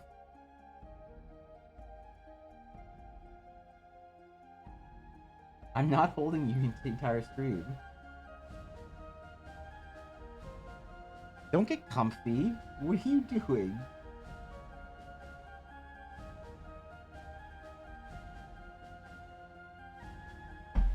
All right. Damn it, she got out. Shit. So yeah, I feel good recently. I feel good. I feel like things are improving. I feel like I'm improving. I feel like I'm getting better. I feel like I'm getting healthier in lots of ways. And definitely, it is a lesson, a reminder that it is very difficult as an artist, as a creative professional, I think, to create and push yourself and progress while you are not doing okay in other areas. Your brain knows. Even if you don't think that there's issues, sometimes if you're feeling stagnant, I've heard this from lots of different creatives, you know, from movie directors to friends who are artists to whatever, is they always say when something's off in your work and you don't feel something kind of smells off to you, you know something's up or something's wrong or whatever, or you're stagnating, it is often a sign to investigate elsewhere, and that investigation for me has paid off in droves recently. So all right, hold on. Evan threatens life is small dog. This is, oh god, recently, like, since I've sort of begun to reorganize my... Why are you borking, Una? Since I've begun to reorganize my life a little bit and, you know, focus on fitness and whatever, and what did I say? You know, improvement and all that stuff. I don't know what I said. Been healing. I will turn you into a fucking hat if you don't shut up, Una. All right, hood guard dog. And I felt recently like, okay, chill, Colin, chill, bro, chill. Don't tell Faye. Don't tell Faye. Please don't tell Faye. Don't send her the clip. All right, don't send her the clip. I'm pretty sure she'll turn me into a fucking hat if she knows I threatened you to. Yeah, chill. Okay, all right, chill, guys, chill. It didn't happen. Mods, delete the VOD. Kill the clips. Also, what's up, Lexi? We've seen a pineapple under the sea. Yeah, apparently Una does. Well, you see, my brain knows anything. I have a high opinion of you, Lexi. A cause massacre for this puppy. Legally, that's a joke. Yes, thank you for clarification there. What a fine hat, good sir. What fur is it made of? I must know. All right, relax. Look, it's just, listen, empty threats out of love. All right, they're empty threats out of nothing but love for my dog. I love my dog dearly. I would fight things and people for her. But if she doesn't stop barking once in a while... No, she doesn't actually bark all that often. She barks very rarely. That's why, like, when she barks, like, we know something is up. She barks sometimes when she wants our attention. She barks occasionally, like, if there's a knock at the door or whatever. But she's actually, unironically, Una is a good guard dog. She doesn't bark when she hears just like people walking down the hallway unless they're really loud or whatever. She doesn't bark when we're outside, you know, unless it's like she will bark at other dogs or people when it's late at night and dark out. So like we're on like this like scary mountain path and we're like walking with Yuna. It's like 10 p.m. 10 p.m. here though is pretty light out. You know, 10 p.m. it's still perfectly light out during. I live far north enough that it is light until midnight here. You know that like just the edges of light sort of in the sky, where part of the sky is sort of lit up and the other side is like kind of nighttimey. That's what midnight looks like in the middle in through June, July where I live. Just clarification. So 10 p.m. is like, it is light out. You can go play fucking football or some shit at 10 p.m. here. So we're out at like 10:30, 11 like a little while ago, and it's like kind of dark out, right? We're like doing a mountain walk, you know, taking her out for a walk before bed, and Yuna just starts like growling. And we're like, what is it? And she starts growling. We're like, uh-oh. And this just like old dude comes from around the corner, just in his like coat. He's like waddling along. We're like, holy shit, Yuna. Yuna detected him before we saw him. She's actually a good guard dog, so, you know, not in the whole fighting protection standpoint, but she's a good alarm dog. Maybe I should say that. She's a good alarm dog, not a guard dog. So, I don't know. Making clips of Mandari and downloading them, but your channel is recommended, so your stream kept popping up, so I made you some clips. Thanks, dude. Yo. The legendary 4Gs stopping by my chat is always a good day. You know, clipping me threatening my dog, though, that's actually like the best thing that can happen to a streamer is to get canceled or to get into stream beef with another streamer. So if I could get canceled for threatening my dog, or if I could get into streamer beef with like a VTuber or some shit, that would, dude, do you know how much my channel will grow?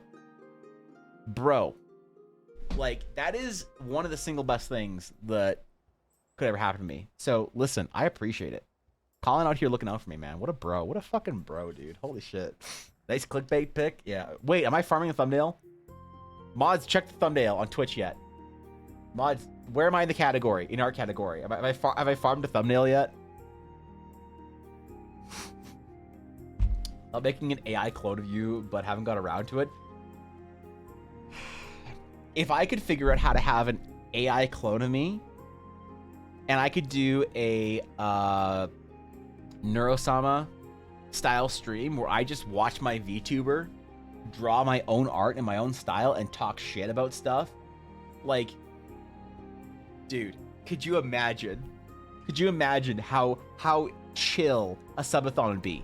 Because it'd be like for 12 hours it would be me talking shit, and then for 12 hours while I'm asleep playing Diablo, it's just my AI. You know, it's just Evan Chan, VTuber, just finishing my art for me and shit talking. Like, bro, this is the new age. Like you thought about this you thought about this before Neurosama even came to be. You conceived of this before anyone else on Twitch thought that it was even possible. You started the planning stages. You are a pioneer in this game. I hope you know that. Evan Blair AI. Blay. Alright, relax. Well, I don't replace me yet. Give me another couple years of streaming before I get replaced by my own AI. I'm already getting replaced by VTubers in the art category. Bro, you gotta give me a little bit. Thumbnail farm, thank you. Izzo, appreciate it. Yep, thank you. It's good. Blair Arts, okay. Let me farm for another couple of years before I get replaced by my own AI clone.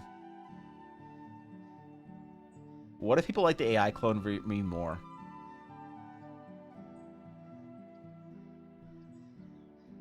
What if that's the one that gets invited to do projects and stuff? Nobody wants to talk to me anymore. I mean, I'm down. I'm down to be replaced by AI. I just, you know.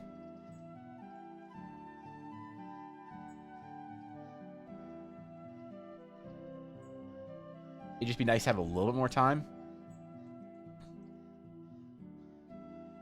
Other than I'm complaining. Yeah, never gonna complain about that. Evan Subathon with a body cam, sort of, because he can't point at Ella. Walking, farming, traction with Yuna, drawing, watching on the stream, working, etc. Ella will probably be like Ella hasn't been on my stream yet, but she probably will be, because like Ella's gonna be doing like conventions and stuff. So she's probably, her face is probably gonna be known to the world at some point. Part of the reason Ella doesn't want to do, like, doesn't want to be on my stream because she doesn't want to do an official, like, face reveal. She doesn't want to make a big deal of it. So she just kind of doesn't. People get weird about that. They're like, face reveal when? It's like, I don't know, just don't go on the stream. Chill. I suppose if you want to meet Ella, you'll have to show up to the convention in Calgary in June. Ella might do the convention in Edmonton in September as well. Depending on how things go and what plans look like and timing and stuff like that. And then she might do some American conventions as well. So, like, I don't know. Where's, like, American cities that you can drive to from, like, Calgary? Hold on. Time to drive from Calgary to Seattle is 11 hours. And Calgary's a good starting point for this. So, like, what is in this sort of realm that anyone cares about? There's like, so about 11 hours, like Salt Lake City. Hold on, Calgary to Salt Lake City. How many hours is that? Salt Lake City. Calgary to Salt Lake City would be 13 hours. That'd be about the largest. That's a good example here. This is about the furthest distance that we could drive in a day. So anything in Oregon, Idaho, Wyoming, South Dakota, or North Dakota is probably drivable. These states, I'm pretty sure, don't exist. I think they're made up. So no one cares about North or South Dakota. She has friend or family in one of the Dakotas, I forget. And we've never been there because who the fuck wants to drive to one of the Dakotas? I'm pretty sure they have 3 people, so whatever convention they have is probably gonna be pretty lame. Hold on. What is that over my shoulder?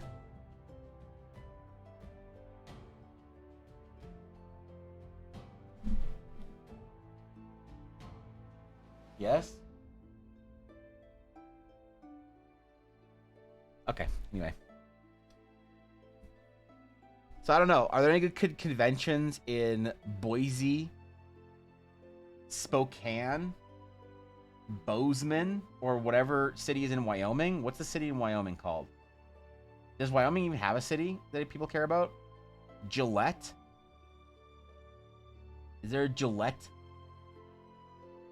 convention? Or a Boise convention?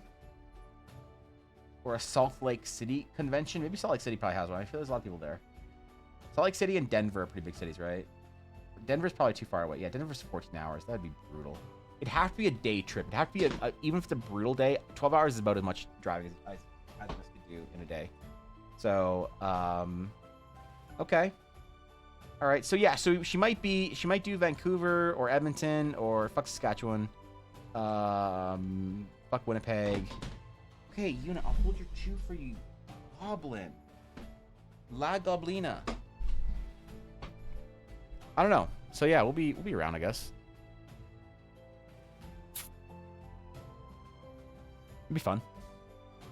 That's 50 minutes of fame. You only give her like 4. Una? Okay, I'm sorry. Yeah. Stop in Yellowstone? Stop in Yellowstone? Yellowstone.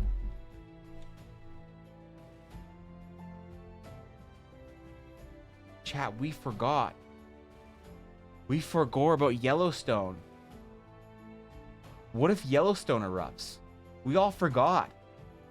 We're all busy with COVID and like whatever else has been going on in the last couple of years. We all just forgot about Yellowstone. Has anyone been down there? Is it close to erupting, Cobalt? Did you check? When was the last time you checked? Shit. All right, I'll check on my way there. Yeah, we forgot, man. If you're looking for cons in Washington, there's Emerald City, Comic Con, Sakura Con. I don't think anime cons are as good because there's less like TTRPG gamers that go to anime cons typically, I think, Fox. But maybe it'd be good. I don't know. Those have been College Town. Gillette's where they make razors. Thank you, Cobalt. Effective as always. The super volcano. Yeah, we forgot, man. I don't have time to worry about all the volcanoes that are gonna kill us.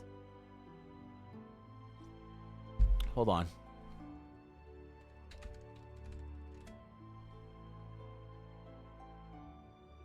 Where's the San Andreas fault line? Where is it?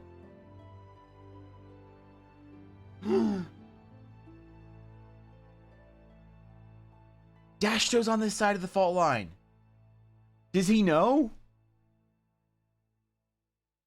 Someone message Dashto and let him know he's on the wrong side of the fault line. Jesus.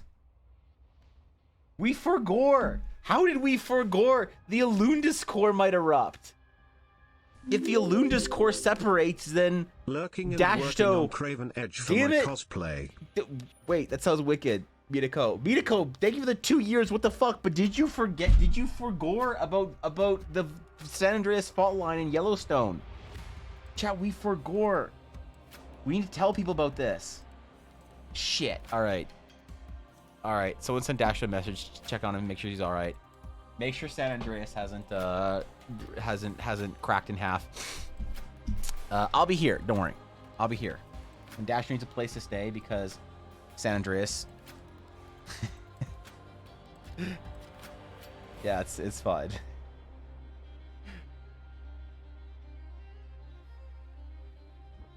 See, I think he's on that side of San Andreas. I don't know.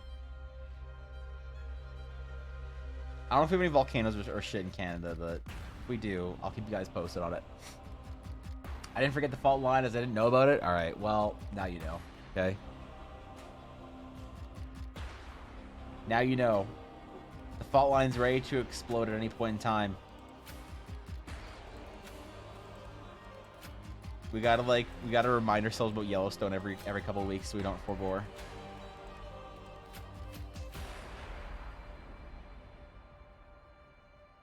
There's gotta be something that people are worried about in the Midwest, right? Feels like the East Coast has got shit to worry about and the West Coast got shit to worry about, but all the Midwest has is like, y'all have just like Yellowstone to your left and that's it.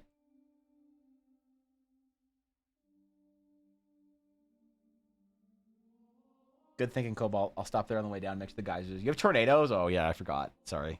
That's fine. It's fine. Like, what is just a tornado? It's like wind. It's like, oh, man, that sucks. Oh, I'm getting dust in my eyes. Oh, God, that's real. That's awful. Tornadoes. Wait, it's tornado season where I live.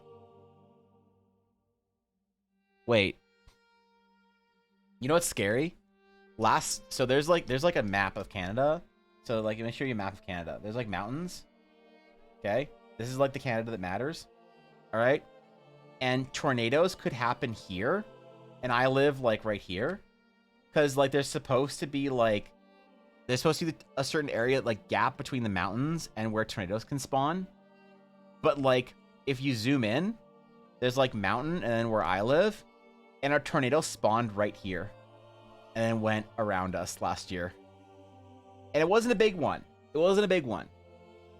Okay, but like tornadoes are supposed to spawn like here, but last summer tornadoes spawned on our left side and they all go this way. All right, so it was a little monka. All right, it was a little monka where I don't think tornadoes have ever spawned on our left, but it happened last year, so I got to be careful this year. I can't talk too much shit about tornadoes because, you know, we got like a tornado warning. I was on stream last year. And it was like, hey, there's a tornado in your area. You should go underground. And I was like, this is the first time in my life I've seen this alert before. I don't know, man. Thank you for the quote, Dawn. I appreciate it. But it's true. It's true. There's Canada that matters and Canada that thinks it matters. We're divided into two spots. And then Canada that knows it doesn't matter. There's like, if you take Canada, you can draw Canada like this.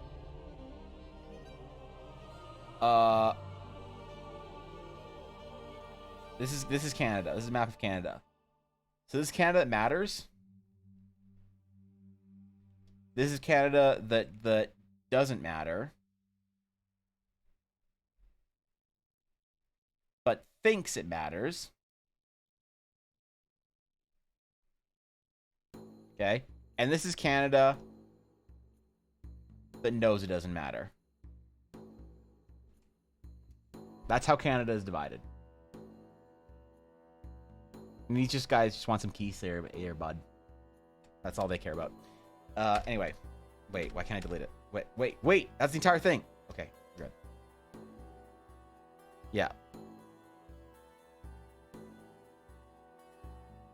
Yeah, we're good. We're good. Okay. We continue. We keep drawing. Oh, I need to make a new pattern brush for this. Fuck. So I'm destroying an entire neighborhood about a mile from my neighborhood. I think you guys got tornadoes in the city. Why you guys get tornadoes in the city, bro?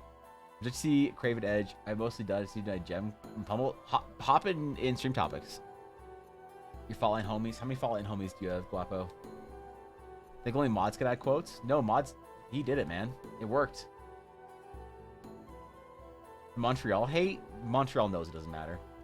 That's fair, but I'm not brushed up on my Canadian lore because I'm from the US. Basically, Canadian lore as an American is don't worry about it. We're very aware of that Canadian lore doesn't matter. Oh no.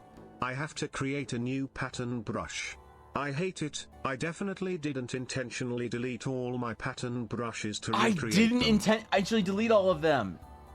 That happened when the computer had to listen. I just didn't save all my To be fair, I haven't saved any of my new brushes since my computer got borked. So if my computer got borked again tomorrow, I wouldn't have any of my brushes again. You think I'd learn? You think I'd update my brushes every time I made a new one? I'd like end stream that day and update my brush pack, but I just don't. All right?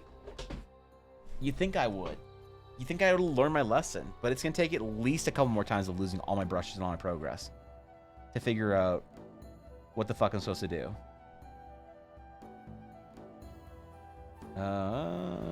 Where's my delete sketch? There we go.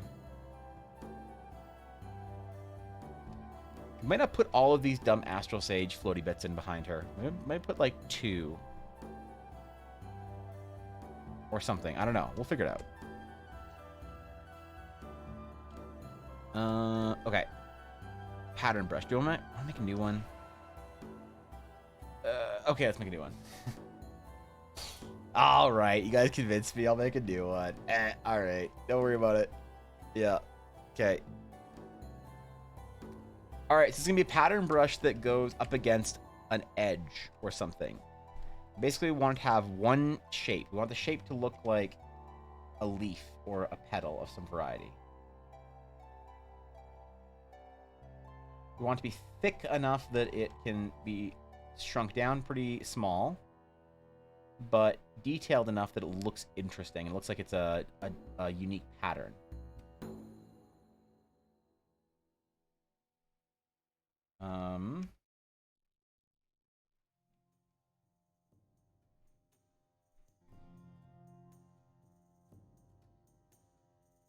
So the other was kind of like a flower petal inside of... Sages are like very into the flower petal shapes. Astral Sages are like that chick that went to like Bali for a summer and came back, and now all of her like fucking yoga pants and hemp clothing have like, you know, nature patterns on it, man. Wait, you didn't have a friend like that? Because I sure did. I also went to art school though, so the problem is it was contagious.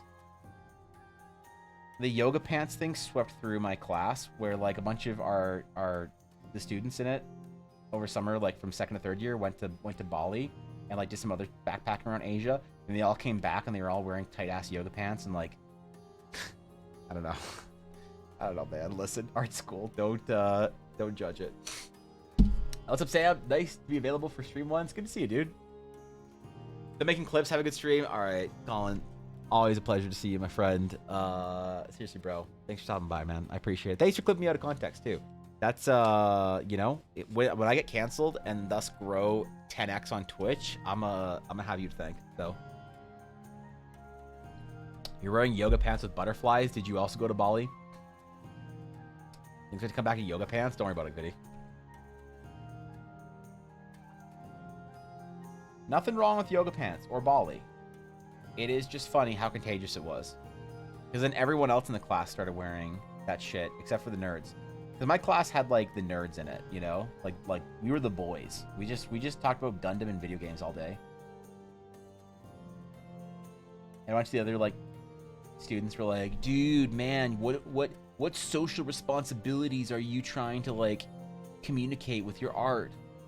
And we're like, not really thinking about that, man. I'm just drawing like cool stuff and Gundams and like swords and stuff. They're like, yo, but as an artist, you have a social responsibility. Like, not really, actually. No, I think we're good. I think we're just gonna draw whatever we want and just chill. Nah, man. If you don't feel like you have a social responsibility to communicate some cause, you're not really making art that matters. Like, I'm good, thank you. And then middle critiques, the instructor would be like, now class, what do we think of Evan's painting? And like the same dude would be like, well, I'm a little disappointed that it doesn't communicate a social responsibility. I'd be like, what are you talking about? What do you mean doesn't communicate social responsibility? Oh, are you just not in tune with current events? What, you said that there's no social responsibility. I never said anything of the sorts. This is my piece advocating for green energy. Can't you see that since I'm drawing dragons on carried upon the wind, the dragon is an allegory for wind power becoming more of an accepted form of energy across the world? Yeah, how is the dragon? We are the dragon, the proverbial mythical dragon, and we are also the dragon. The mythical dragon is a creature that needs to be slain so that the town can live in peace. So we have to slay ourselves, and we will do it on the wings of wind. And the instructor's just like, wow, Evan, I didn't realize you were so socially responsible. And the guy's like, he said that he didn't have responsibility. Man, what is this shit? And the instructor's just like, wow, Evan, I'm so impressed with you. Quiet. He clearly has social responsibility as an artist. Dude. Don't think I haven't fucking run my fair gambit of critique scams. Alright, I have scammed so many critiques in art school into having the professor think that I'm like doing something very deep and thoughtful when I just want to draw like a dragon or some shit. Like, I get it. If you want to communicate a message with your art, go for it. But if you want to draw just like a hot anime like cat girl because you want to, that's fine too.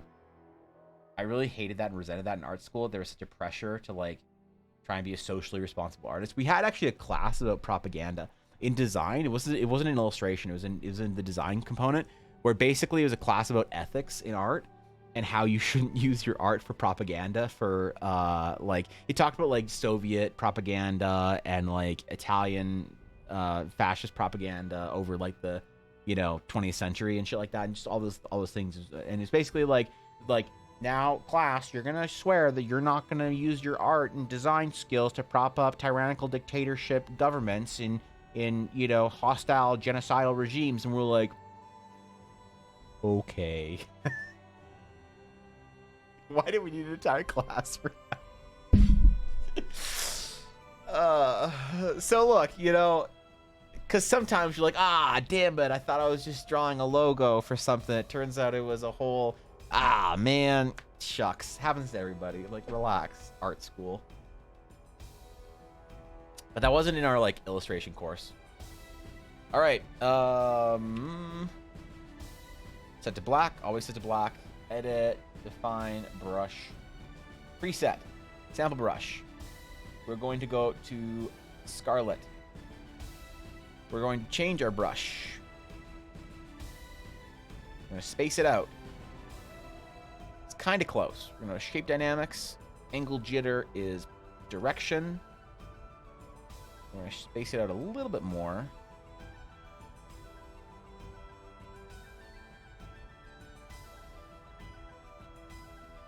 Oops. We'll edit. Oh, wait, no. New brush preset. So, include tool setting. No. Oh, wait. No, tool setting. My bad. Scarlet. Damn it. Damn it, keyboard. Scarlet, trim pattern, trim pattern.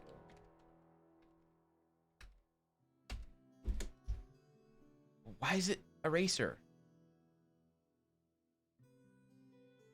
Wait, it's not an eraser brush. Exclude. Tool settings. Scarlet, trim.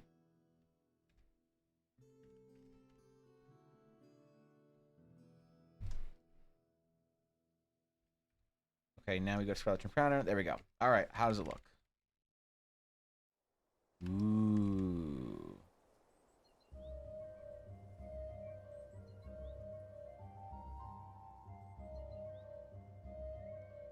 Wait, why do we have so many layers here?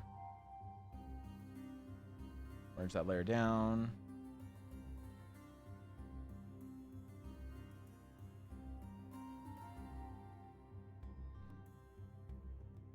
Okay, so now we gotta just take a couple of shots of this. We find one that works. That was pretty good. Not bad. We need to adjust one or two of our patterns. We can.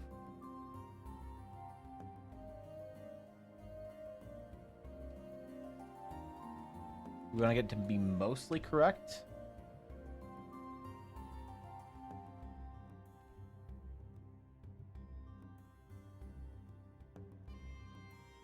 There we go.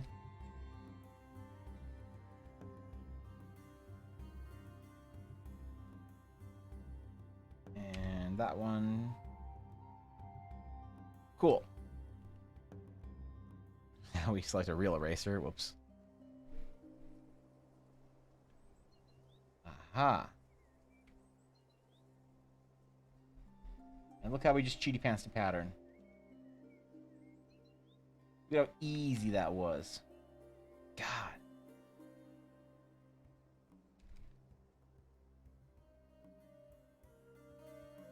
It's like sometimes you're just so good it hurts. The secret is cheaty pants Photoshop. I want my clothes to hug me, so does I want a wearable blanket. That's fair. Wear clothes two sizes too big or too big on average. I mean, that's fine. Whatever you like.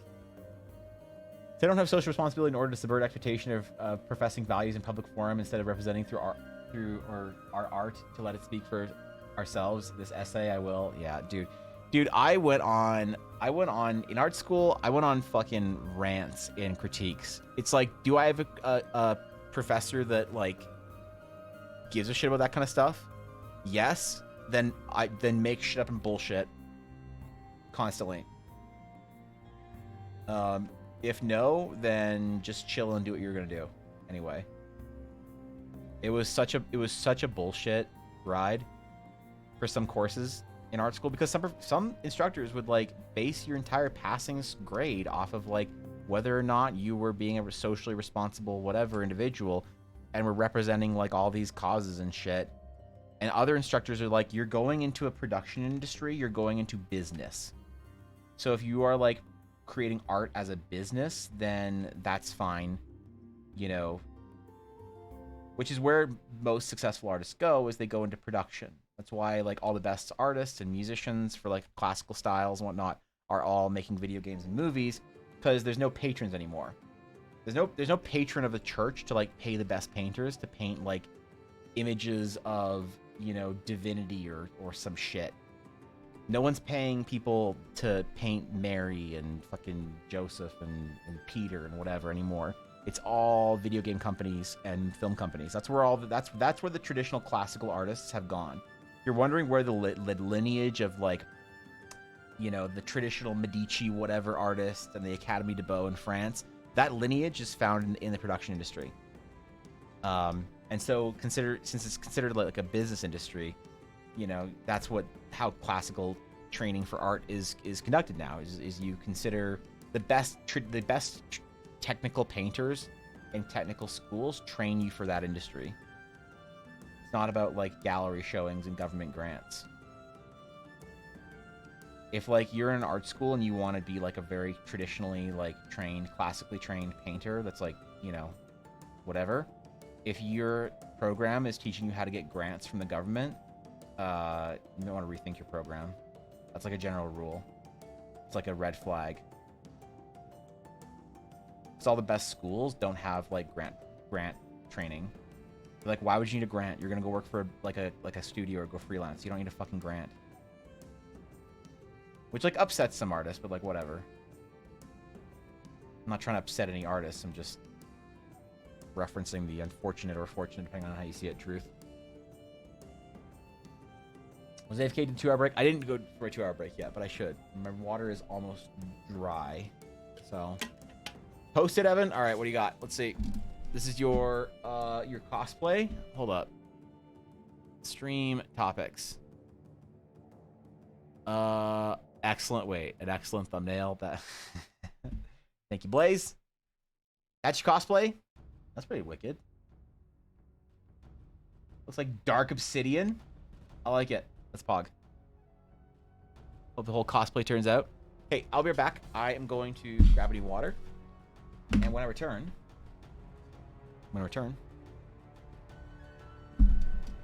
Wait, I got a farm thumbnail.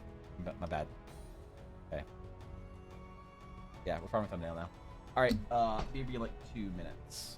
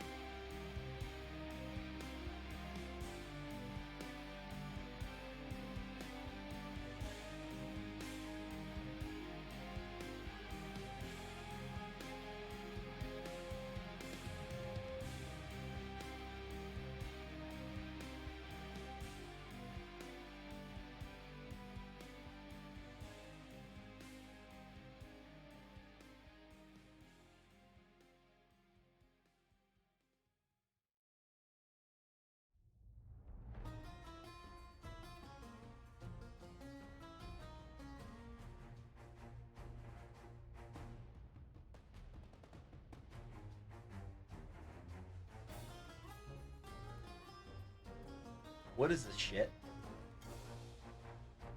What it?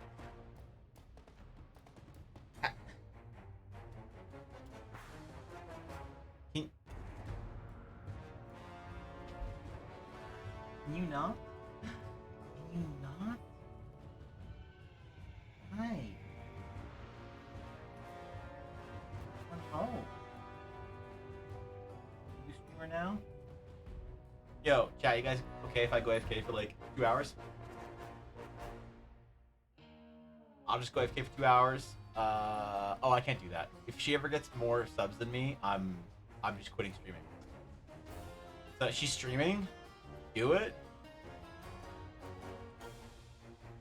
Hi. Hey, beautiful. Hello. Why are you so small?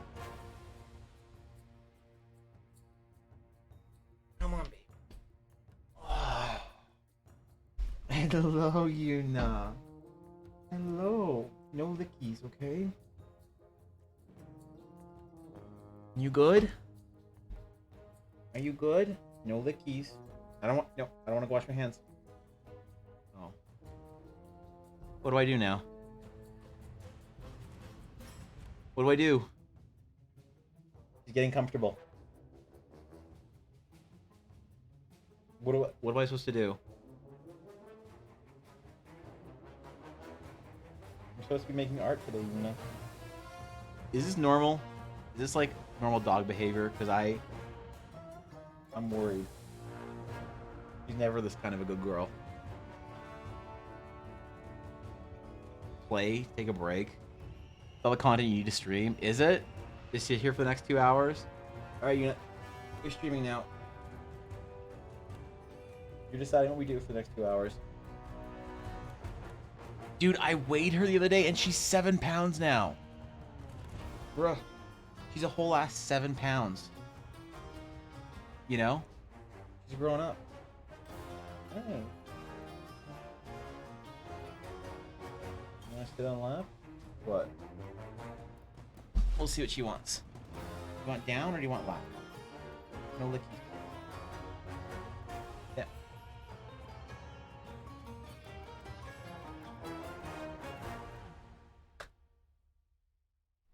Alright. I guess we stream like this.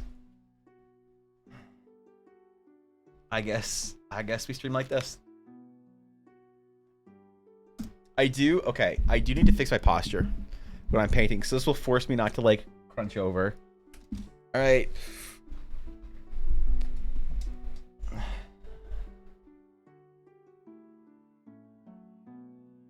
Okay. Thoughts on thumbnails. Think we need you, Supreme Chancellor, in mod chat. Wait, what?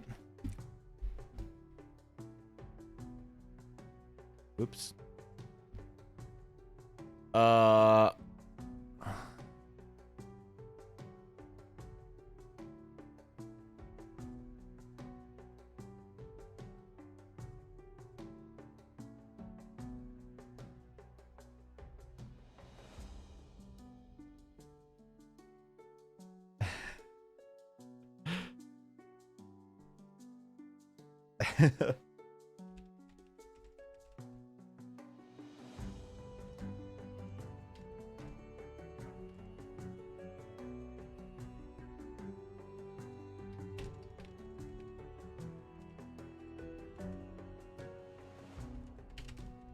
Okay.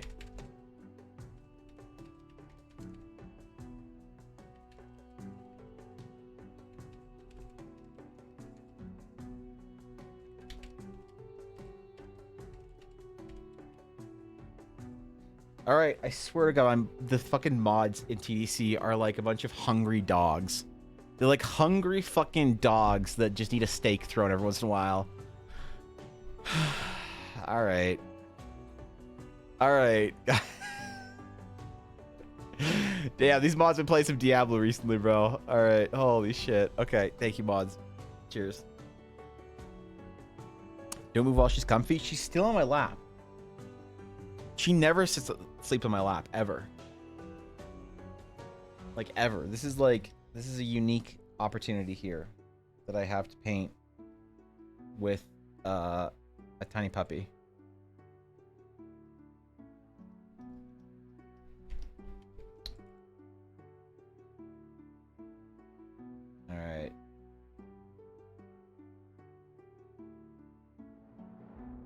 Coolj.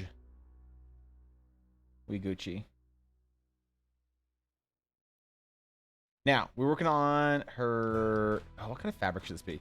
I kind of want to put another pattern on it, but I feel like that might be too much. Like, it's like better to just have blank space. Let's try filling it first. Fill 50. Fill 70, okay. We'll see how it looks with more of the dark and light balance. I'm thinking dark blue for her colors. I know Ella said she wanted something purpley, but if Ella's opinion mattered, then things would be different, wouldn't they? So, I'm kidding, relax.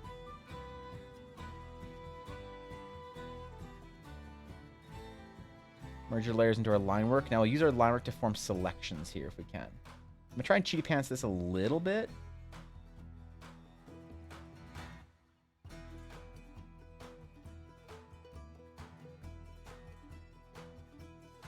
Expanding up the selection by 2 pixels.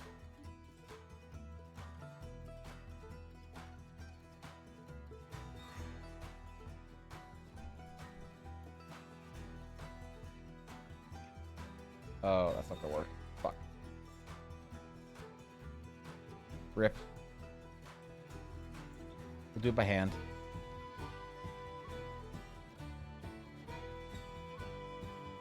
That's fine. I ain't mad. Missed the sword. It may take on Silas Briarwood sword from Legend of Vox Machina. Who is the Silas Briarwood? Is the vampire, right? I haven't seen the Legend of Vox Machina, but I remember the Briarwoods in campaign 1, fucking ancient years ago. They were the vampires or whatever, right? But no, I still haven't seen the Legend. I'm not into cartoons, you know. Stuff for the kids, they. No, I haven't seen it yet. Sexy vampire? Okay. They're the ones that killed Percy's parents or some shit, right? Or they killed somebody's parents.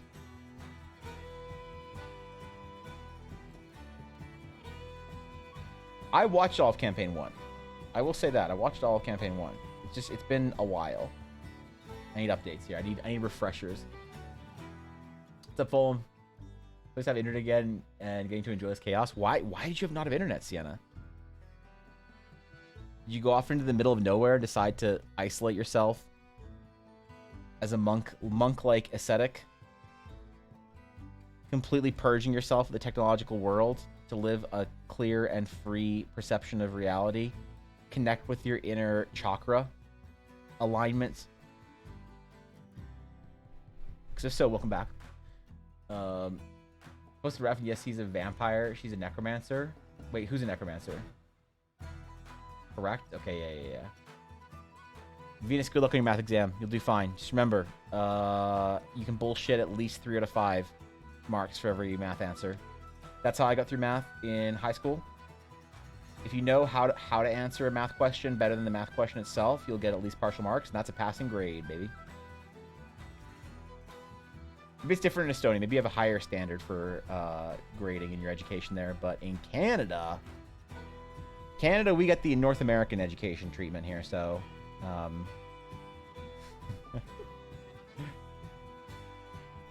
the bar is, I would say, low, but low is an understatement.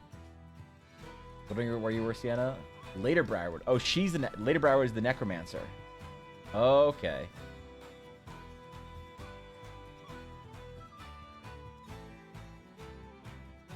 All right, I'm caught up. How did that end? Like, where does the Legend of Vox Machina end? Where in like the story? Is it just them like killing the Briarwoods or whatever? So I thought that they like went away for a long time and then they came back and killed the Briarwoods or some shit. Again, that campaign was like years ago. So I'm a little rusty. Forgive me.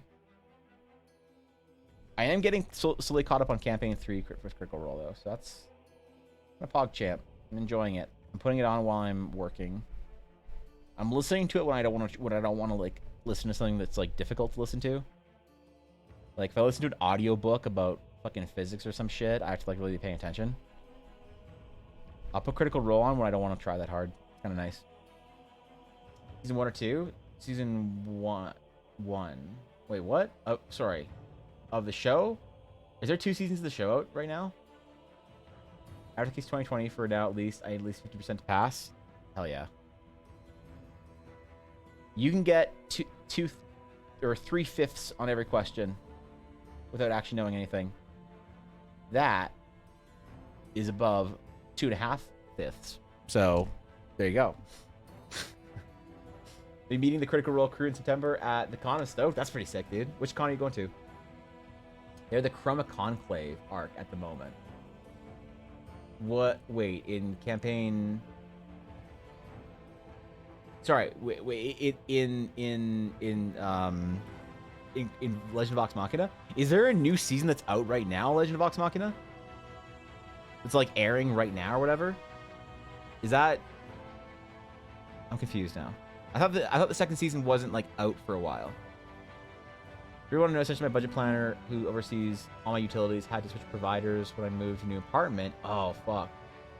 Old provider doesn't deliver internet there because new apartment has glass fiber network cables.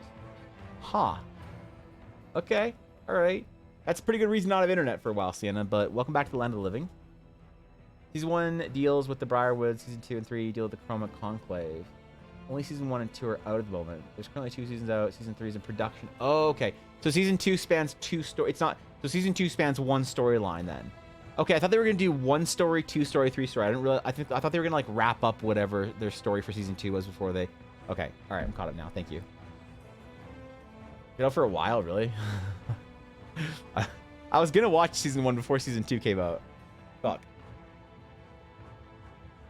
Watch Season 3 is in the works. There's also Campaign 2 show or movie in the works. Really? What's the Campaign 2 show going to cover? Because I didn't really watch or vibe with Campaign 2.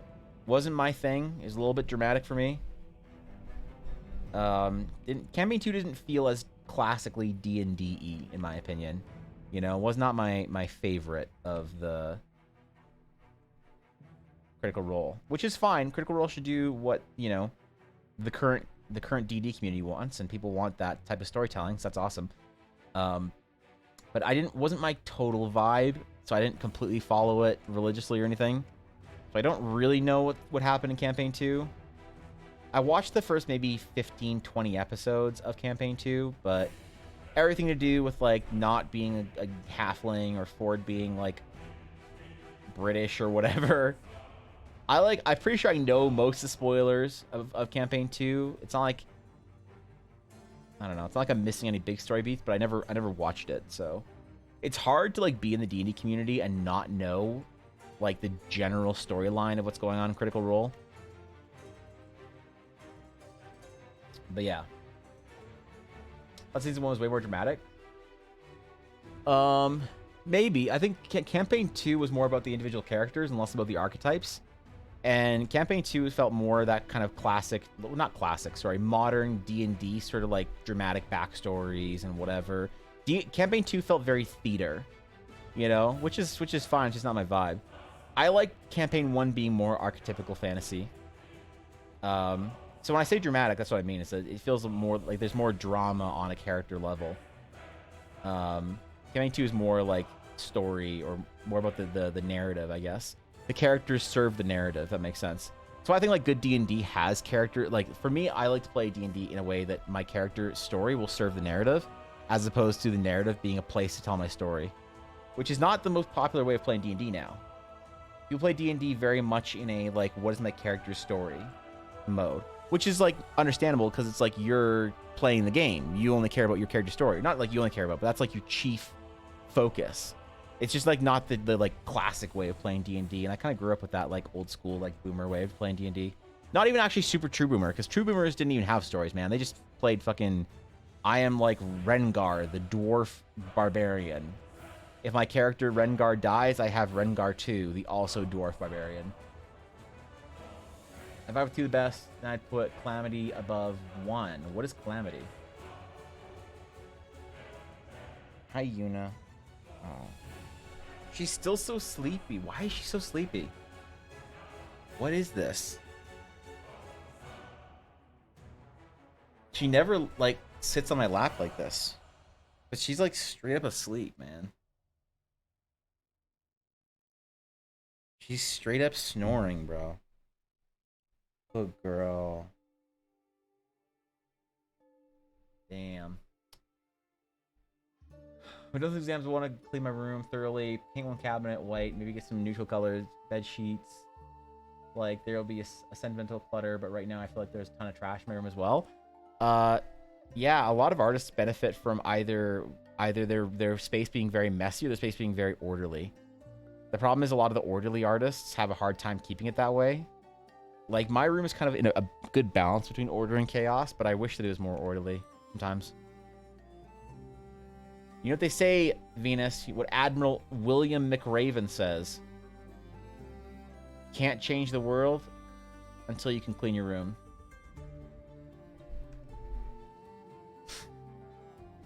Hell, if Admiral William McRaven says it, must be true. Time is one of the best broadcast live plays.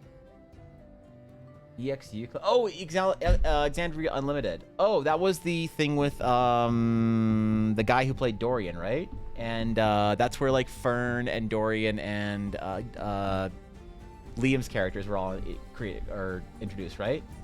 I never watched that. People said that was a good like small little contained thing to watch. For camping for Brennan as the DM. Right. Wasn't it? EXU or whatever? She's a little dog. She uses a lot of energy. She doesn't have a lot at a time. She has a lot of energy. Yuna can go on 5-kilometer walks and just not even give a shit. She just chills, bro. You know? Post-stream topics? All right. No? Calamity is EXU series with Brennan as the DM, Abria, Marisha, Sam, Lewis, and Travis, and Lou. Wait, what? Called EXU, but EXU Calamity is a prequel. Okay, I'm confused now. I'm actually just confused. So, it's a different short story, but it doesn't have to do with those characters. Or does it have to do with those characters? Or I don't know the guy who played Dorian's name. So I don't know if that's Lewis or Lou or whatever. But he was cool. I wanted more of him. When he was like... When he left the show or whatever, after Dorian's stint in Campaign 3 was over, I was actually pretty sad. I liked him as a character. He was a good balance. Like some order here, maybe even fix my windows borders. There's some mold somewhere between the boards. The window leaks during the winter. That's like some farmhouse shit, Venus. That's such a separation where you're like, yeah, I'll just fix my house. We're like, we'll call somebody, you know? So, props to you. Calamity's a mini campaign, but the calamity that happened within the world of Exandria. It's like a world building game. It's fantastic.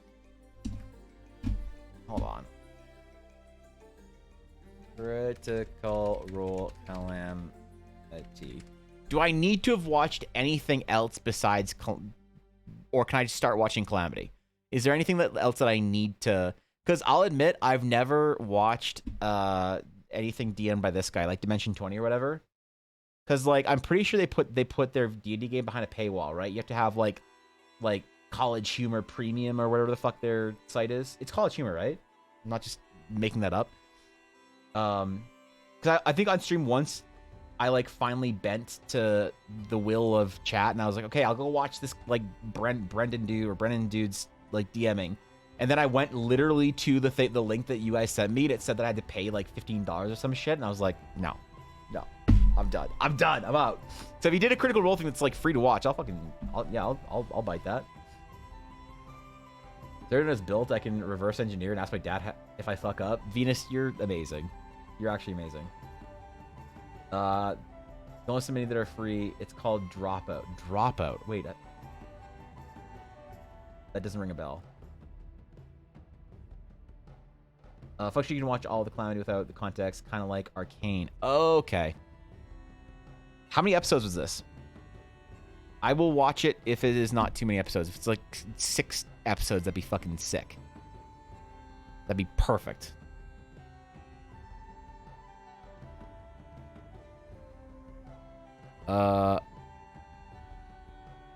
People like it, man. The comments are positive. You know? People seem to like it. Top voted comments, man. This Brennan guy could be a professional DM if his career as CEOs of several companies fails. Oh, is he CEO of some shit? Raise your hand if you keep it from D20 clip of Mag going water and cracking Brennan up to verify that in fact Brennan did start Calamity out with fire. Lou clearly writing and understanding or underlining the single word bolo. Alright, chill. No spoilers. Alright, yeah, people like it, man. I'll check it out. Fuck yeah, why not? If it's good. It does have my favorite thing about Critical Role, which is Travis. Travis is the most selfless RPer that I've seen in any sort of professional D&D space. He is the most story first, selfless RPer I've ever watched on like the internet. And I love watching him for it. I think Travis as Grog was a masterclass in how to RP for your party's sake. So I'll watch anything with him in it. High level, mostly mage party. Ah, shit. I love level shit. 4 episodes. Okay. 4's good. 4's good. I can watch it over the weekend. Hell yeah. He played the role of a failed CEO in College Humor. Oh, okay. All right. The way that Brennan sets the tone for a whole campaign for the first 10 minutes of episode 1 is masterclass. All right. I'll watch it. Hell yeah, dude. So what is this story? When is this in the Critical Role timeline of everything Critical Role in Exandria or Wildmont or whatever? When is this set and what is it? Because I have no idea which calamity they're discussing. When you say the calamity that happened in World or whatever, I'm not familiar. Is this something that happened mid games, or is this like an ancient calamity that was known only to historians as the event of the falling, where the dragons of old shed their shackles and wreaked havoc upon the mortal planes, or something like that? 10,000 years? 10,000 years? Okay, cool. The calamity. I don't know what that means. I don't know anything about Critical Role's world. I don't know shit about the calamity. It could happen in the middle of a campaign too. You're having someone here who's like very much on the periphery of Critical Role. Explain to me like I'm 5. Travis plays an Aarakocra, Inquisitive Rogue. Hold on.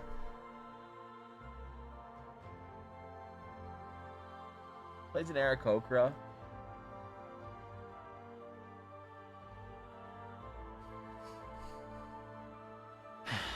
Okay, I'll still watch it. I'll still watch it. That's how much I like Travis Willingham, that I'll still watch this show if somebody's unironically trying to play Aarakocra. Hold on, let me just look at the cast. How many furries are there? Critical Role Calamity characters. How many furries is it? Because if the furry chart is too high on this one, I can't do it.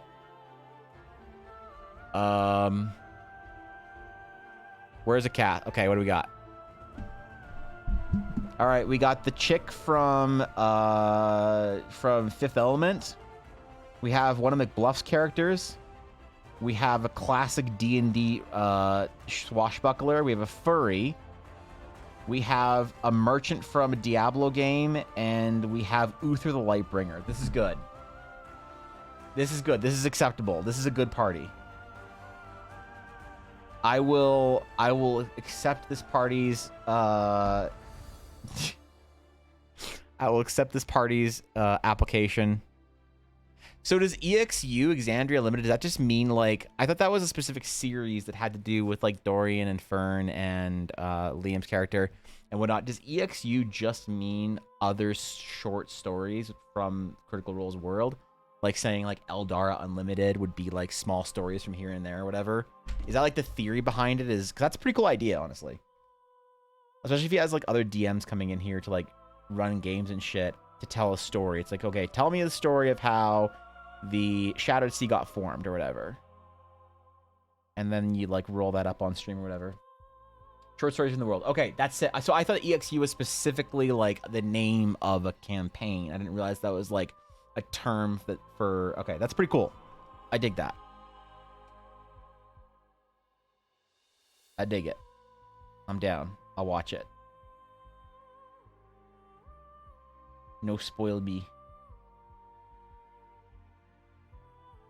Actually, I want one spoiler. Never mind. I like watching things with spoilers.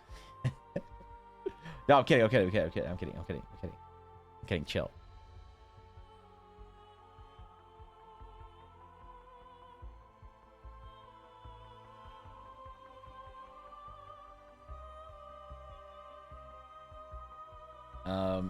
I wonder how, like, the original... Because for those of you who don't know, the original group of people that sort of made live D&D live play popular was actually a bunch of esports professionals. I wonder what they're doing still. I wonder what, like, Koibu and all of them are doing.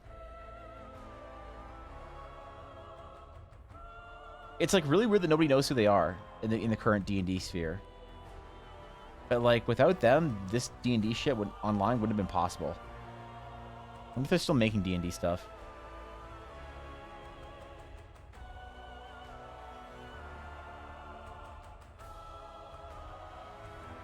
I forget what they called their show. It was like RP or something like that. It might have been something more clever, but... Okay. Yuna's dreaming right now. This is hilarious.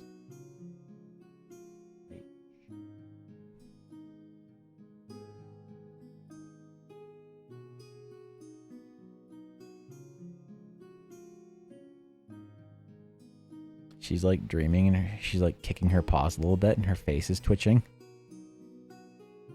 She's dreaming.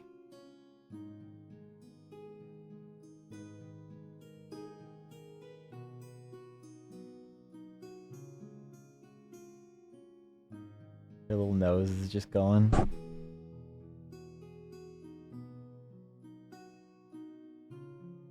I hope it's a good dream.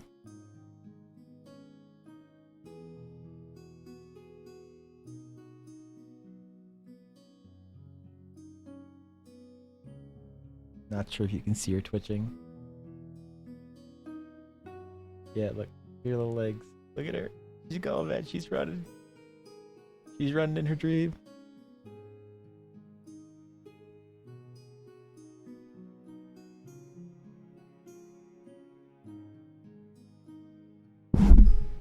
I'm sorry, I keep hitting the mic with my hat. Did anyone else's dog do this?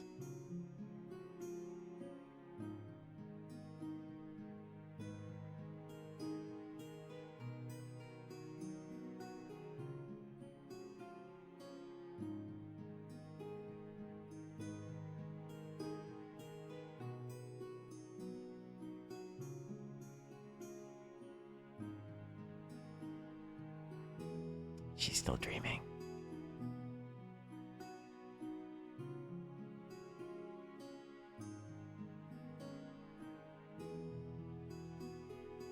Sometimes she has little dream borks.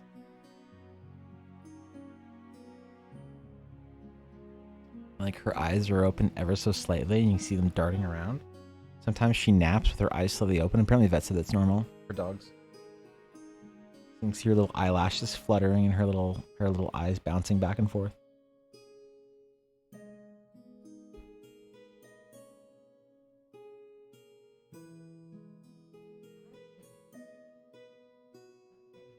You have a good dream? Girl.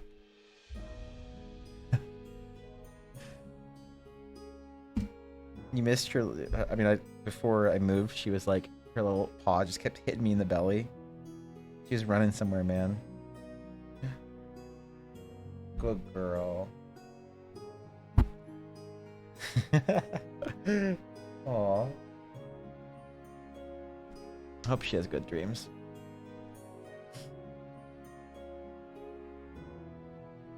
I hope my puppy's happy. I hope she has good dreams. That's all I want. All I want is for her to be happy. I think she is.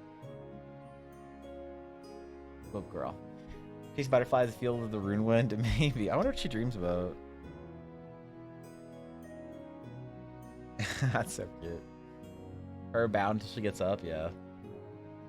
Calamity said while the gods were still in the martial plane or material plane, They left what's called the Divergence. Oh, I heard about that. That's the Divergence thing that's happening in. They're talking about that in Campaign 3. No spoilers. Okay. So that's from Tom Morello. Wait, he's in a campaign with Stone Cold Steve Austin and other celebs. What? There's a Steve Austin is playing D&D. That's hilarious.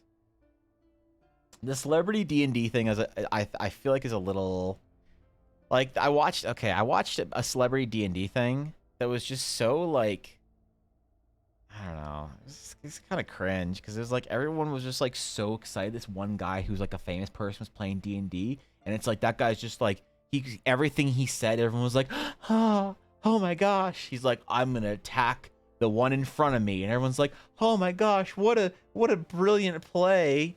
You know, I was like, okay, chill. Like this isn't even good D&D. This is just like, you know, like they're not saying that they're all like that. Some like people who are famous or whatever that play D&D are like actually legit. But like I saw one that was just really fucking cringe, and I don't know. So I hope it's a good one. If it's a bunch of famous people play, I mean, like, look, I support it either way because the more attention D&D gets, the better, like, the better my career is. You know.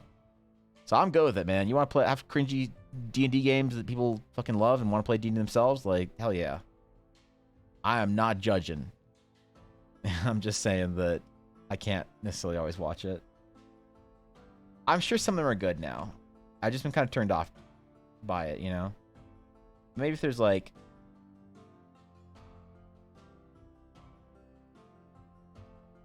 I don't know.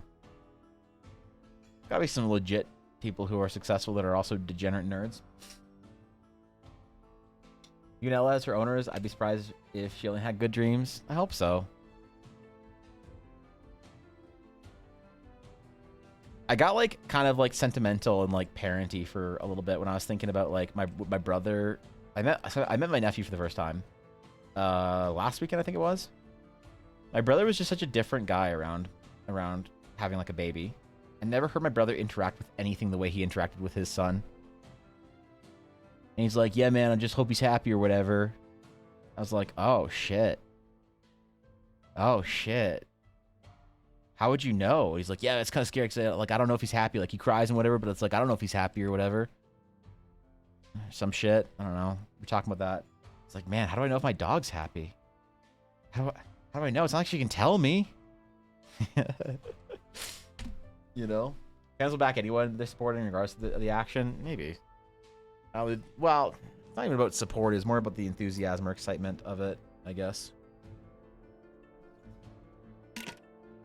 Oh, there's a lot of powder at the bottom of my drink. Alright. Alright, better. Okay.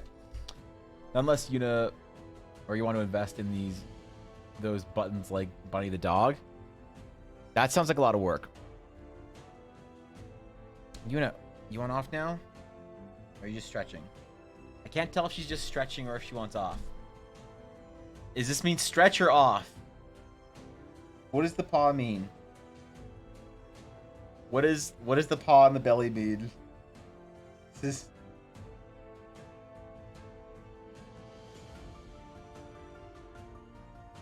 You want off? Okay, never mind. Never mind. My bad. My bad.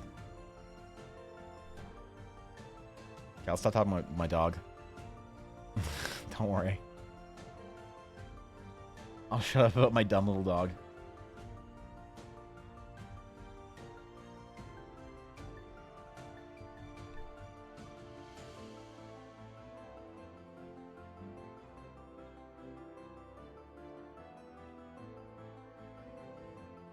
All right, patterns. Patterns, patterns, patterns.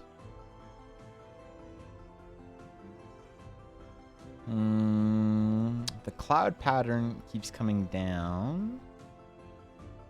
Let's do her other sleeve. Pull this one over for reference.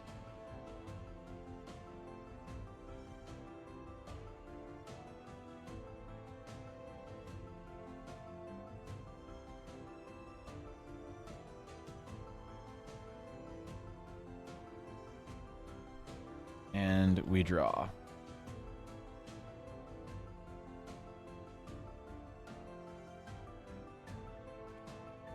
So these were a little bit okay.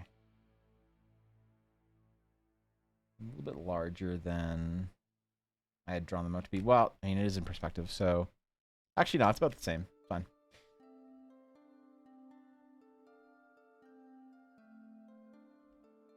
Do them maybe like that big.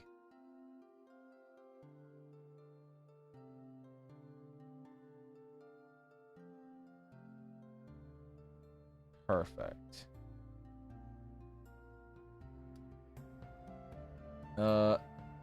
Just stretching nodders, okay. Way more obvious than you think. Is it? How do you know? Parental instincts kick in when people get a child. They won't think about their own survival much anymore. Their children's happiness and survival. Yeah, I don't know. It's like, I hear that from other friends that talk about it. What it's like. I do want to be a dad one day. So many of my friends my age, like, I have these weird conversations with friends my age, and I don't understand it. Something about millennials, actually, maybe not my age, maybe younger than me. Friends that I have that are in their, like, mid-20s, I keep hearing them say, like, oh, I never want to have kids. And I'm like, oh. And they're always surprised. I'm like, yeah, man, like, you know, my brother's had his first kid, or whatever. It's like, one day, you know, look, I don't know what I'm gonna do when I'm a dad. Like, yeah, I'm gonna be like a cool dad or whatever. Like, whoa, you want to have kids? I'm like, what? Wait, yeah. They're all doomers, man. They're all fucking doomers. They're like, why? Why would you want to bring a kid into this world? I'm like, I don't know, because Warcraft is good again. Like, yeah, what do you mean, man? Warcraft's good again. It's fine, bro. Younger millennials and Zoomers, man. I swear. Like, it's fine. D&D's good. Warcraft is better. What do we got to worry about? What take my surprise was Mila Kunis being a huge WoW nerd. Oh, yeah. She's a D-gen. Yeah, she's sick. She was actually born in a town that my family was from in Ukraine. Well, not from. My family is just outside of Chernovisty. But yeah, she's like, yo, what if I'm related to Mila Kunis? That'd be sick, bro.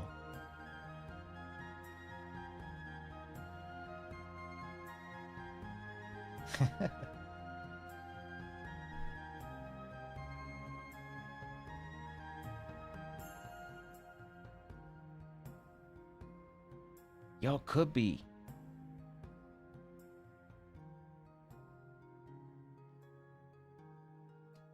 Don't want kids. I've already got like 12 nieces and nephews. It's a lot. You I don't want to be a dad to see other people's kids go, damn, kids suck. I don't know. I think it'd be fun. It's like, what are you gonna do when you're 70, man? You don't have kids. What are you gonna do when you're 70? Just like sit around? Sounds boring.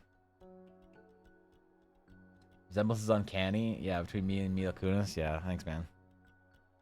She does have those traditional Ukrainian features.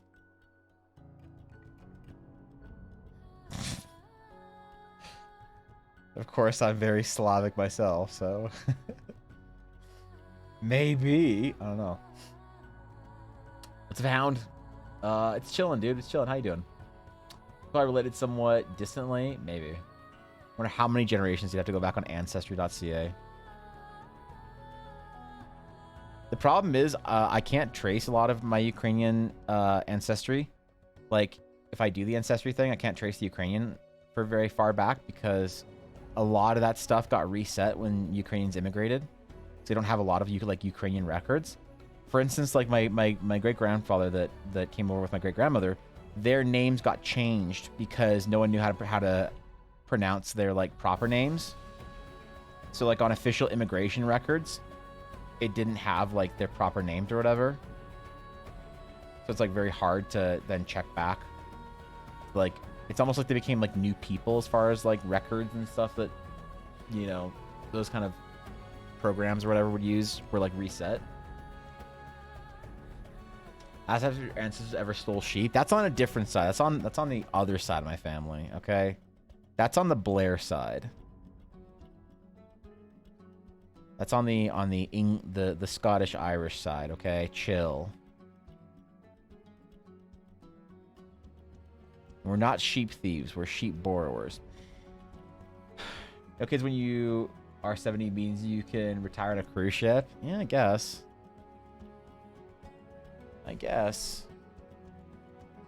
Hey, man, that's what people want, you know? Fucking support it.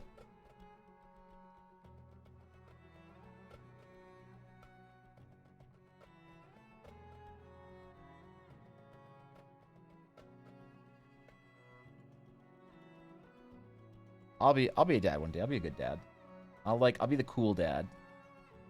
He'd be like, yo, my dad draws like cat girls and shit for a living. Oh, PogChamp. Wait, it's the year 2040. What does PogChamp mean?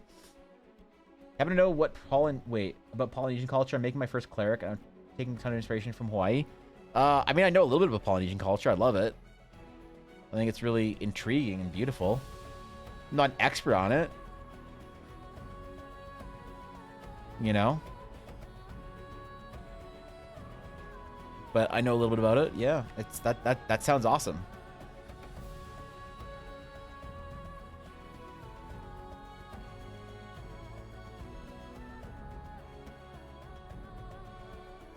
That's actually a really cool idea for a cleric. Scottish side is as bad as mine. Yeah, no one has a Scottish side of their family they're proud of. It's always like, oh, we were like raiders or like sheep thieves or like cannibals or some shit. I mean, I don't know, that's a bit far, but still, no one's ever just like, oh yeah, I descend from like Scottish nobility that were, you know. It's always like someone's got a dumb story to it or whatever.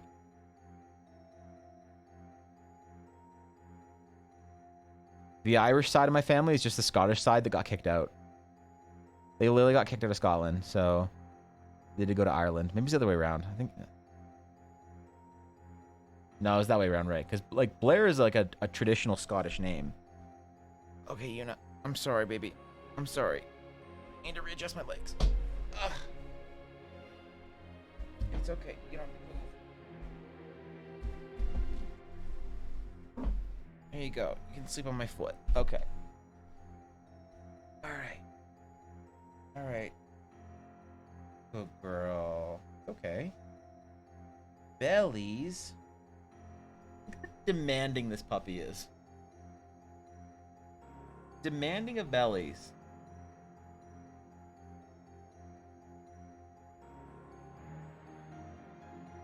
This is so okay. This is. She's getting too comfortable now. I don't like it.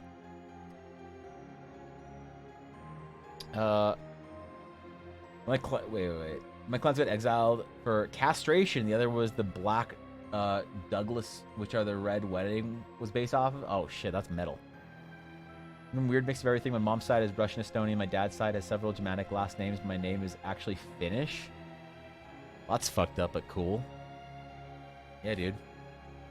Does my idea is a cleric that's half Earth Genie, and mother ended up raising the cleric with her stepfather. Actual dad got taken away for his exile on an island. That's cool. That's a lot of backstory for a character. Damn. All right. I dig it. I like it. Okay, all right. You want off. Okay. You had your nappy? You had your nap and you're good? No lickies. All right. She had her nap. Time to return to monkey. Go monkey. Be free. Be free, la goblina.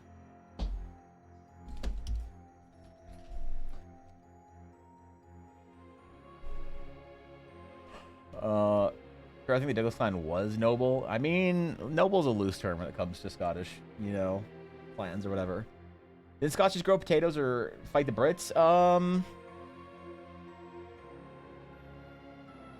Not just on the potato side, but yeah, fair, true. You know. What against we got exiled on by other Dao. Damn. Lava glass lanterns. That's, I mean, I dig the story hound. That sounds cool, dude. Yeah. That's pretty cool. I dig it. And then that with like a Polynesian twist. That sounds cool.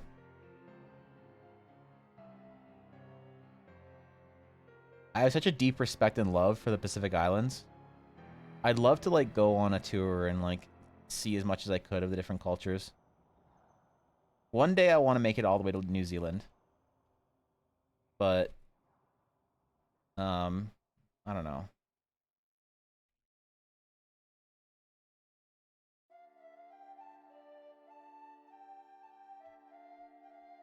I don't know, dude. It's a long ways away. Be a lot of travel. I'd like to do a trip down to like Australia and New Zealand and do a big like, I don't know, exploration of that side of the world once in my life.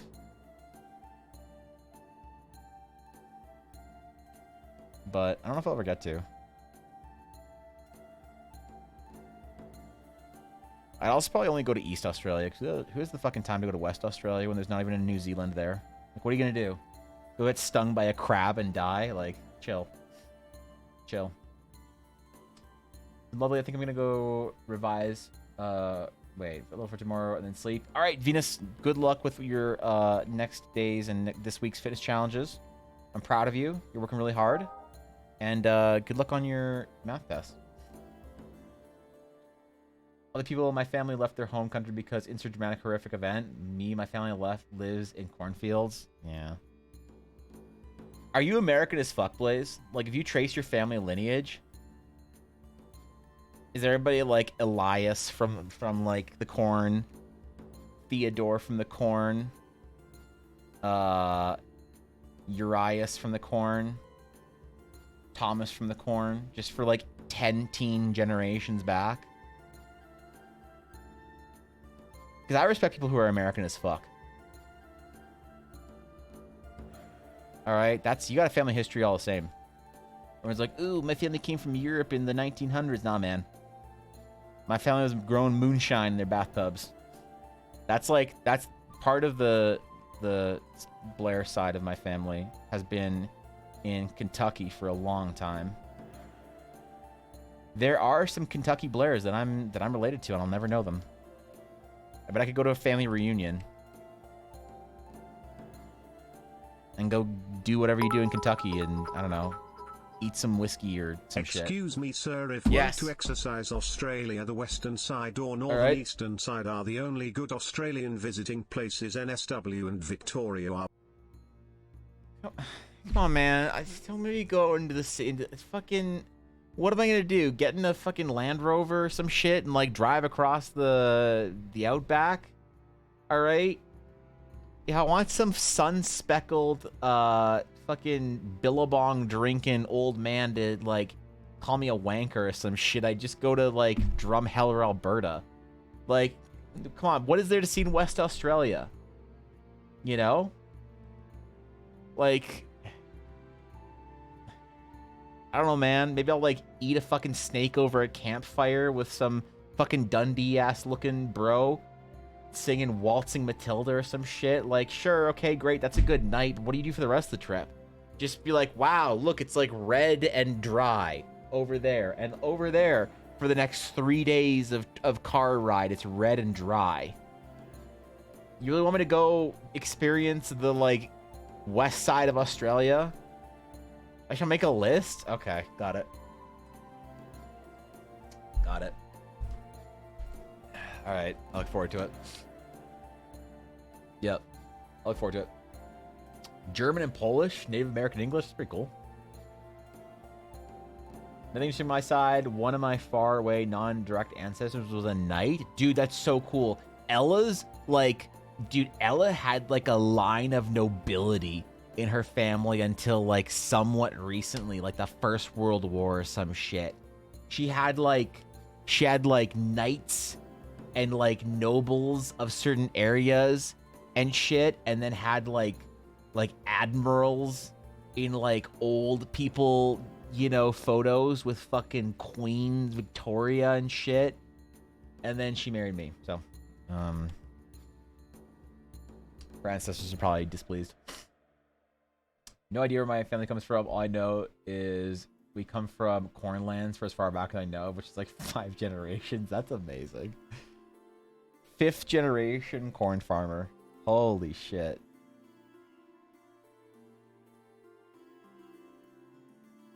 Gotta make the family proud. I like that though. I think that's cool. Your family got to the, you know, the US, they knew what they wanted to do, and they just did it. It's like unapologetic World of Warcraft players. They're like, I still play the game every day, I don't care. Like, but you know there's Final Fantasy, bro. Like, nope, I don't care. I love this game. I love this corn. I'm gonna live here forever. Screw you. Can't make me lit. The resorts. Are they on the east side? Yeah. You're in? Clearly upgraded? Okay. Alright. Marcus Ella? Yeah, dude. I mean, she does have...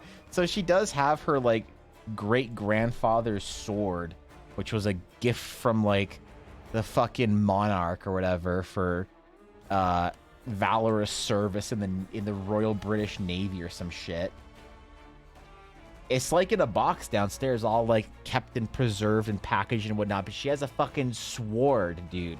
It bears the crest of like Queen Victoria or some shit in like some regal military meritorious award for like being a badass or something on the high seas or whatever. You know, like it's serious, man. Ella might be nobility, bro. What if I married like a lady? You know, my prince, maybe, I don't know, maybe, could be. We do have a castle in Scotland. I'm afraid to go back though to it. Yeah, I'm afraid to go because what if they want to like charge me for like groundskeeping bills or whatever? They're like, descendant, you know, we could go visit Blair Castle and Gardens. And this is a Blair line of Blairs that we know we're related to. All right. The Blairs of Blair Castle, we are actually, you know, we actually know that these are like our Blairs. Right. Been home of the Athol family for over 7 centuries. Damn right it has. Yep. That's right. And you know who we were? We were the fucking peasants. Yep. See? All right. Exactly. We were the ones living on the inside of the wall, scooping sheep shit or whatever. I don't know, man. And kids now, so I can pass down my SAO swords. Good job. Because that's cool. All I know was he was a knight in Breton around 1600s. We were not able to find much more past that. We still have a copy of the request. Have you done like a dive into ancestry.ca or anything like that, Thorkin? It's a good time. If you haven't done it, it's a fun time. My dad always used to say that we were related to the Kennedys. Like the American Kennedys. It's like an important political family for people in the EU. And I always thought he was joking, but then I did ancestry.ca and I was like, oh, wait, we are.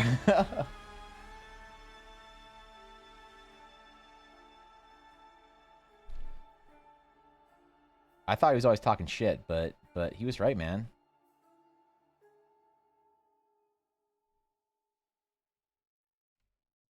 They were like one of the closer relative families on our tree.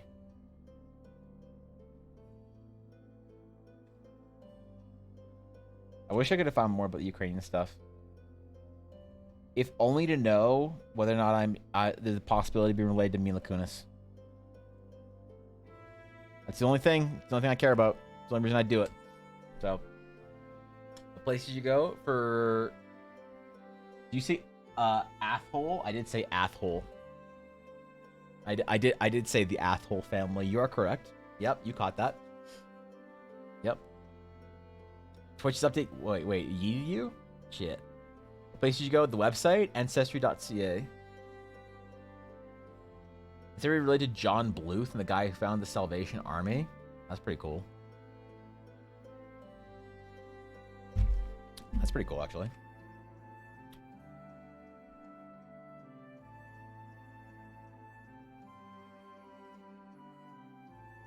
I'm actually kind of stoked to paint this out. Like, since we painted the Ella piece, or the Amelia piece, I'm actually pretty jacked up to paint more characters. I feel like Ella. God damn it, Amelia. Ella's character Amelia was a piece that I painted that really got me, like, I don't know, a little bit of my confidence back.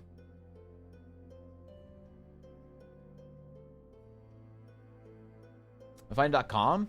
Oh, I mean, it's probably because I live in Canada. And so mine is .ca.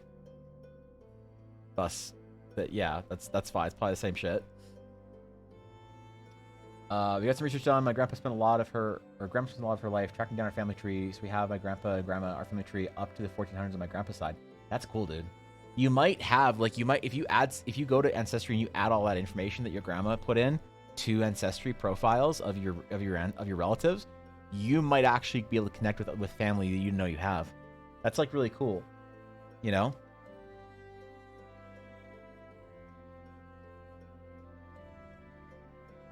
Like, somebody updated my profile on Ancestry.ca or whatever to indicate that I got married to Ella.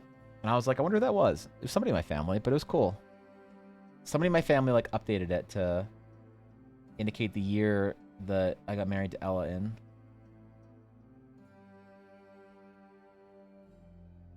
And the year the Blackwood family married into the Blair family. Blackwood's not Ella's name. Spoilers. Spoilers, Ella's name is not Ella. That's the name for D&D character.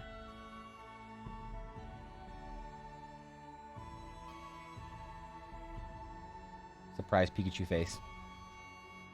Alright, let's kill our sketch around here. Our sketch is getting in the way now, man.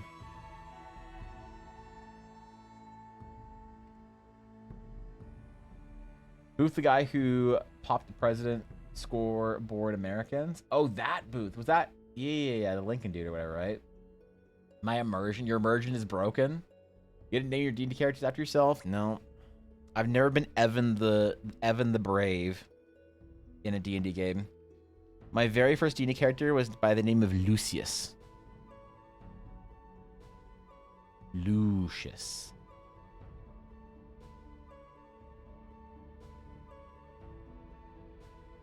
Don't remember much about him, to be honest. That was a long time. Malfoy?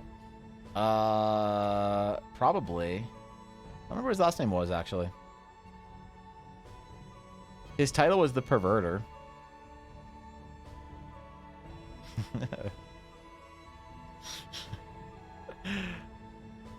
There's a Magic the Gathering card called Sazabi, Perverter of Truth. And his title was Lucius, Perverter of Everything. High school D&D was wild, dude. It was fucking wild, man. Present lots of doctors and scientists in the family, direct and extended. I know most of them. That's pretty cool, actually. So, you're the artist.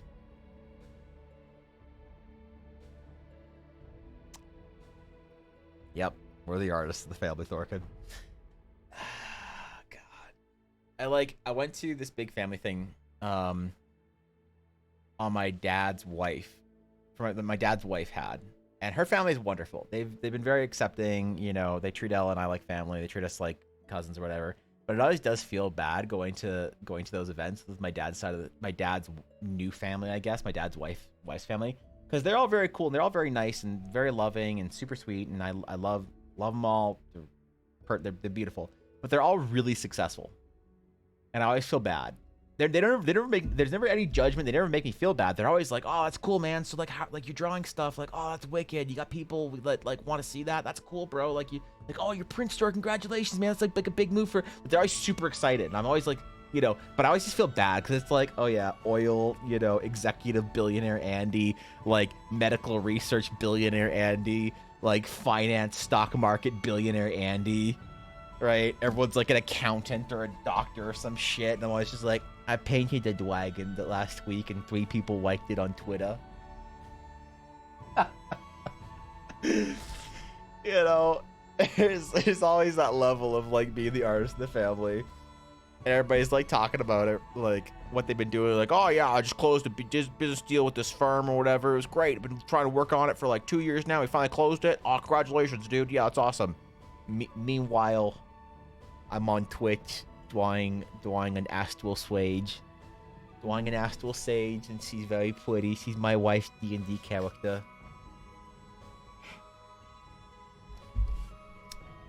And I wouldn't trade it for the world. They all think it's super cool, though. They all think my job is super interesting and cool. That I get to, like, make art and draw stuff. It just does feel like I have a hard time relating to all the business talk. It's not like they're very snobby or anything. They're all super down to earth. That's the thing about, like, Alberta, like, I don't know, corporate people. They all wear jeans and eat steak and ribs and shit. You never know when you go into, like, a Montana's if the, like, the dude in a cowboy hat over in the stall, you know, 3 down is actually, like, you know, an oil field billionaire or whatever, just eating ribs with his dirty, sticky-ass fingers. With his cowboy boots he's had since he was 17 years old, and his dirty old ripped jeans. They're very chill and down-to-earth people, so there's something unique about this place in the world, I guess. You don't get a lot of, like, snobbiness where amongst, like, the corporate or the business elite or whatever where I live.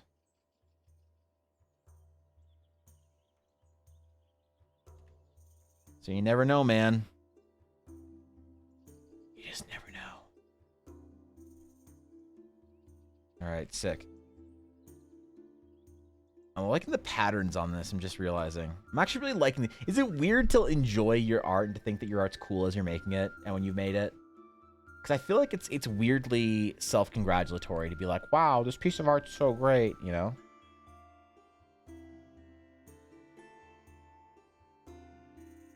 But I'm actually, like, digging it as we're going.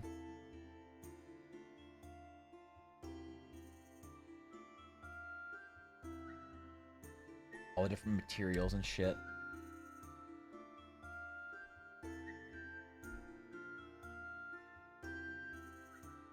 I guess it's like, it's fun when you're like, feel like you're on a roll and you're like, oh, PogChamp, man, this is sick. Yep, yeah, Thorkin gets it. It feels weird, man. They're really nice though. They're really no one's ever made me feel bad about being an artist. All right, no one on my dad's no one of my dad's married into families ever made me feel bad as an artist, which is hilarious because I'm not even related to any of them.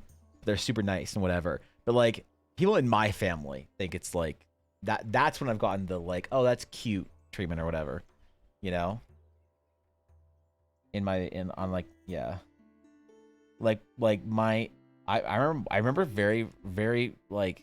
Specifically, my aunt on my mom's side, one of my aunts, was like, said one of the bitchiest things I'd ever heard from somebody say to me about like my art or whatever. When I was like really young, you know, I was like, she was like, so Evan, what are you gonna be when you grow up? And I was like pretty young. She was like, you know, what are you gonna be? I was like, well, I'm gonna be an artist. And she's like, oh, well, you can't do that. And I'm like, what? Why not? And she's like, well, you'll make no money. I was like, what? I remember she said this specifically to me. She said, you won't make any money, and so you'll never find a wife, and you'll never have kids, and you'll be alone. And I was probably 7 or 10, and I was like,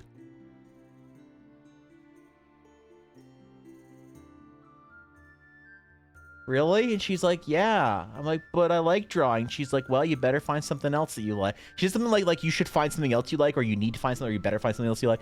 I don't remember. She was a bitch. I don't know. Nobody liked her. She also called me fat. Fucking. But I've never got anything. So to be fair, I haven't gotten a lot of like disapproving from my family being an artist, so I can't really reference the meme too hard. But I do have that story, which I think is hilarious. So, found some over east with my last name who is on the military news article saying she was the first of her name to join the military. A very unique last name. and history rich in the military. Poor girl realized she was very quickly wasn't even the first girl from my family to enlist, where she related by only a few generations. That's cool, though. That's cool that you, like, found a cousin, distant related cousin or some shit, you know? That's sick, man. Thank you for your family service. There it is. Coincidentally, in high school, I knew an Andy Blair. I probably know him. He's probably my cousin. Not weird at all? All right. I'm enjoying it, Atari. I appreciate that. Everyone in Alberta is rich, so no sense being snobby towards each other.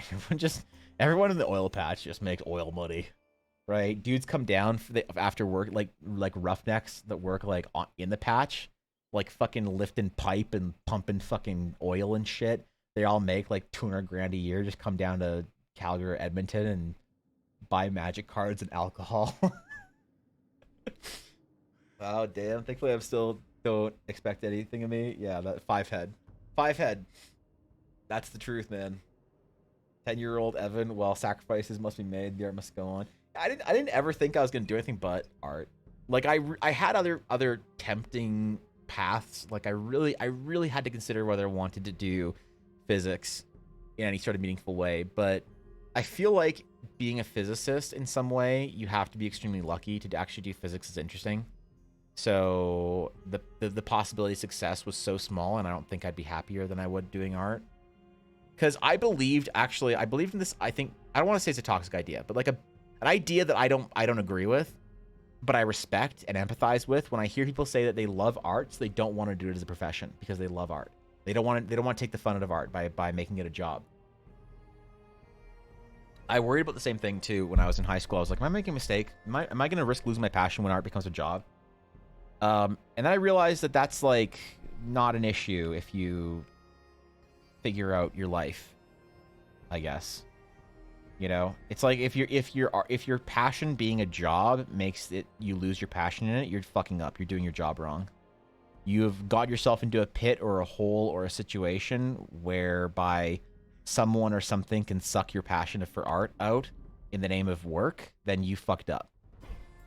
And I believe that strongly for myself. I know I've heard other, like even friends of mine have said that they don't want to do art professionally because they don't want to like ruin it for themselves. And I have even had experiences and times in my life where I have ruined, or not ruined, but I have faded with my passion for art because it has become, like for instance, as a, you know, going out on my own as an artist, the passion is difficult to maintain when there's so much pressure to perform. Pressure can kill passion, but I just really tried my hardest not to let it, and to remind myself every single time I'm doing this that when it's at its worst that I love this shit and I wanted this. And I feel like it's an exercise that you have to perform every day when your passion is challenged. You have to remind yourself that you love this stuff. You have to brainwash yourself. You have to kind of almost creepily like mantra yourself that you love this. Otherwise, yeah, man, your brain will let your passion for art fade, and that's scary, dude. You can't let that happen. Otherwise, you'll give up when it gets hard. You won't put the work in that you have to become really great.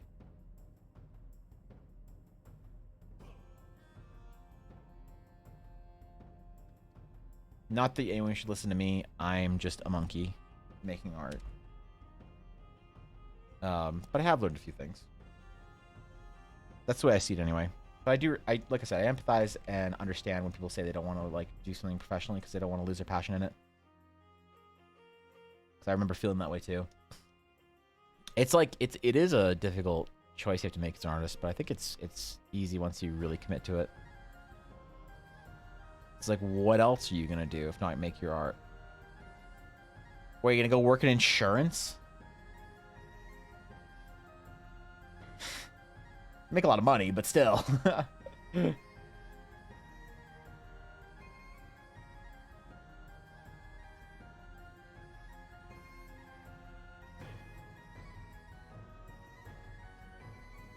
Alright. Alright. Does that look on point with the other one? Not quite. Fuck it. Fuck! Use a bit of a different type of shading style that I need to sort of emulate in this one now. I used like longer strokes that were more in line with where the fabric was going as opposed to where the fabric, or just creating shadow shapes with the fabric. So let me do that a little bit and maybe it'll look a little more little more reasonably the same piece. All right, good enough.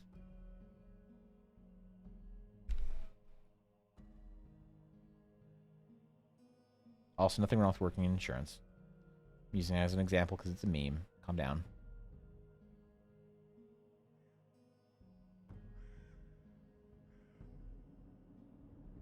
I mean, there was a time, though. There was a time when I was also somewhat convinced that I wanted to join the Canadian Air Force. I forget about that period of time. It was so fairly short-lived, but I thought about it.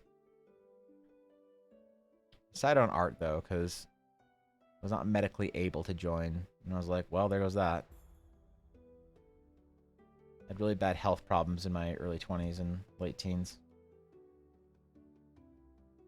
Bummed me out.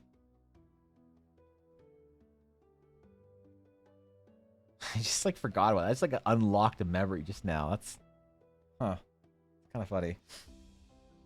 A friend who sells insurance and he sports his wife, 2 kids, plus his in-laws. There you go, man. You make a lot of money. Ella's dad was in insurance. Dude did well. Dude took care of the family, man. Like, that's, you know. I use it as a meme because everybody on the internet's just like, oh, you know, you're all out there like in Tahiti and I'm stuck in my insurance job. Like, it's just an easy job to make fun of. Also, 'cause people in insurance have a good sense of humor about their job. But nothing wrong with working in insurance, man. You like it, right?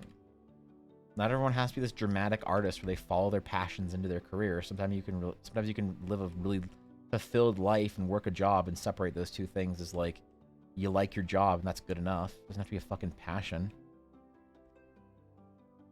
Just be a great job that you enjoy. You know? I want to get all these fill layers in for the dark cloth color because I feel like it'll look really solid once it's like more filled in. She also finished drawing her face at some point in time because it's kind of bugging me. It's like 2/3, 3/4 done. Which is like... I wonder if as like an artist doing process stuff online, if I should like finish an area first. It's more satisfying to see a finished piece in certain areas when I zoom out, but it's just so hard to do for me, you know?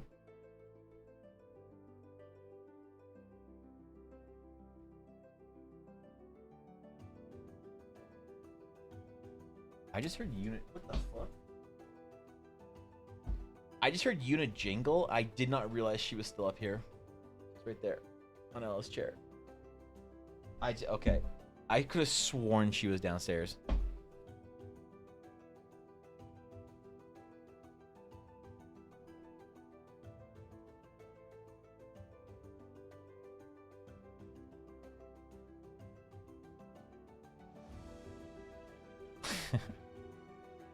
Being a little baby today.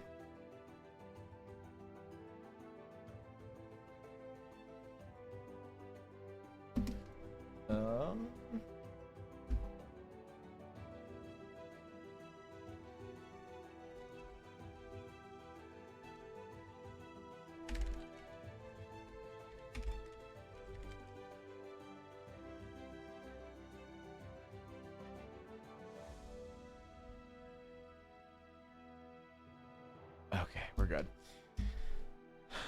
Do you mean for timeless piece?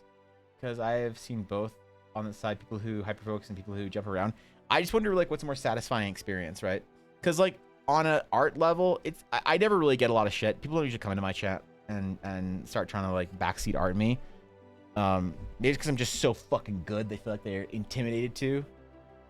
I don't know. Probably just the it used to happen a lot more when I was smaller on Twitch, but yeah, I don't get a lot of backseat arting anymore, but occasionally someone will say like, oh, hey bro, like that looks off or wrong. And it's like, well, it's not done yet. So of course it does. Dipshit. But like, I just wonder from like a viewer's perspective, it'd be more satisfying to see the piece like finished in certain areas. Not even like for timeless purposes. Which I got to figure out a way to do Photoshop time lapses, which I know you can do. It's just like difficult.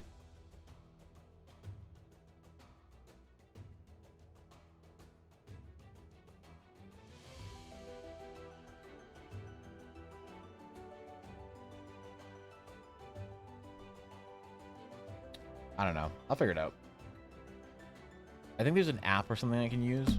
What was it? Is it an add-on or extension? There's a lot. Dude, when you get into the Photoshop extension market, you go deep into it. It is a whole new world. Record for Photoshop. Time lapse plugin.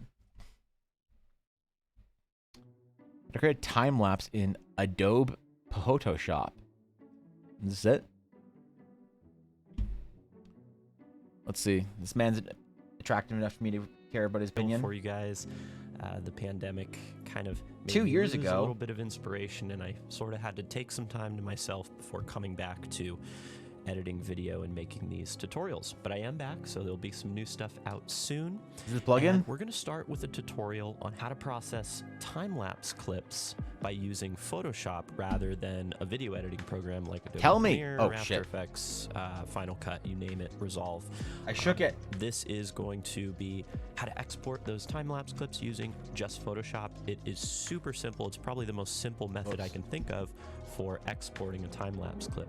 We're going to start out with a JPEG sequence, and if you shot your sequence in JPEG, great, you'll be ready to go. Wait, if what? not, you'll need Is this to built into take the Photoshop? raw file, New Zealand clip right here, wherever your folder is. What the fuck is this?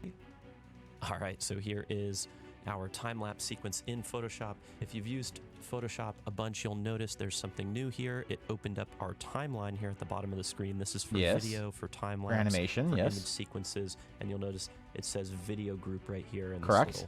this little video icon. So we can actually play this back, clicking the space bar so you can see the time-lapse is playing. Hold up.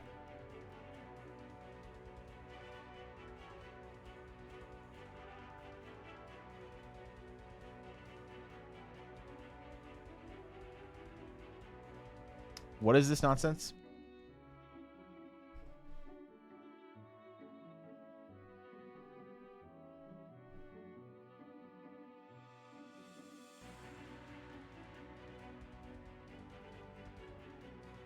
It's playing.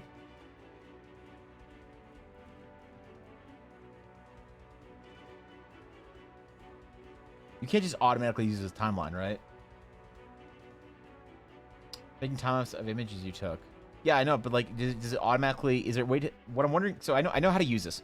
I'm just wondering if they added a feature where it automatically sort of like snapshots, because like Photoshop is very good at this. It automatically snapshots what you're doing, so you can go back to revert to certain like states. I'm wondering if there's a way that it automatically snapshots the states via the timeline, and like allows you to sort of like play them forward and back, because that would be Pog Champion.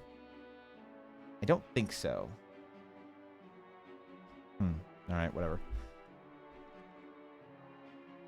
Whatever. Pandemic self-care. You don't like the pandemic self-care, Guapo? You didn't take care of yourself during the pandemic? Didn't you buy a dog? Yeah, wait. Hold up. Hold up.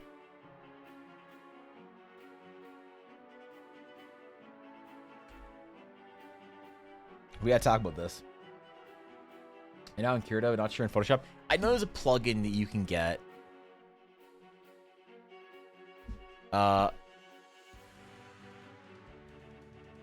There's a Rebel 5 Photoshop plugin that you can get. I don't know what this means. I don't think these words mean, because this is an entire another program. Time-lapse recording and more.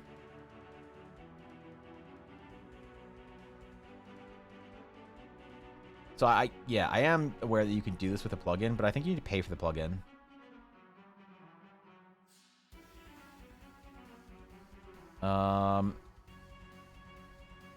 Where do I have the buy thing or the install thing?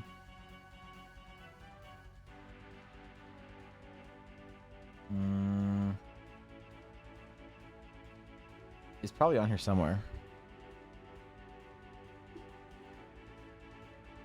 What's up, Bella? Can I pass you the dog? Here, one sec. No, I'm good. No, I'm good. Okay, you can get Doge. Taking Doge out. So you just picked up Doge. All right. Enjoy your Doge. I think she needs to go out soon. She went out when? Oh, okay. Okay, cool. I don't want her back. Why do I want her back? She slept on me for like an hour. Okay, goodbye. I don't deserve food. I'm too fat. No, I'm good actually. I don't want to eat rice. Stop. Good girl. All right, Una, go. I did that pandemic self-destruction. Yeah, true. Truge.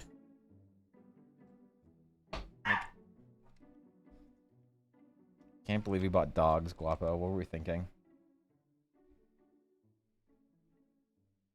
Who buys a dog during a pandemic time? I am proud of how well we socialized Una, though. She has, like, no problem with other dogs. Why so many Borks? Una? You want to be a hat?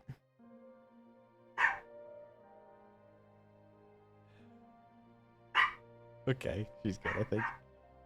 She's running down the hall to Bork. Ella just left with her friend, so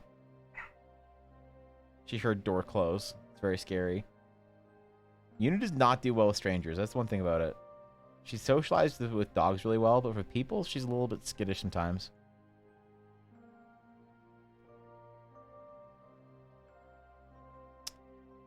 Okay, pattern time. I guess we just try and emulate our previous pattern. I think we did pretty well just following the guide here.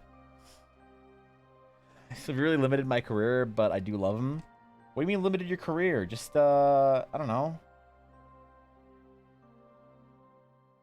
Just make him a metropolitan dog that can take care of himself. He can, like, go to coffee shops and shit.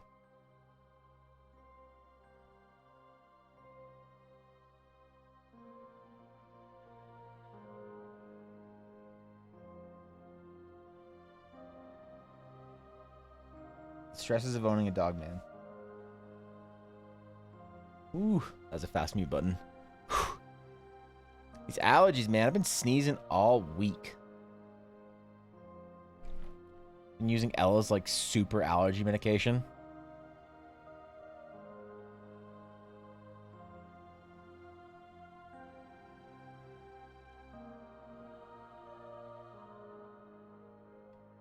Alright, how does this look?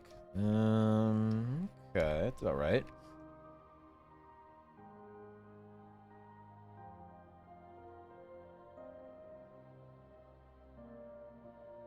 You have to make it look consistent. It's one thing I hate about, like, I really love taking time on pieces.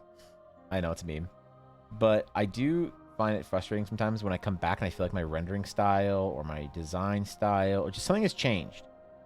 And sometimes if I'm trying to do like a pattern or a design specifically again, it's just like, it's kind of hard to remember how I did it the first time or what I was thinking about the first time. So it's a bit of a challenge.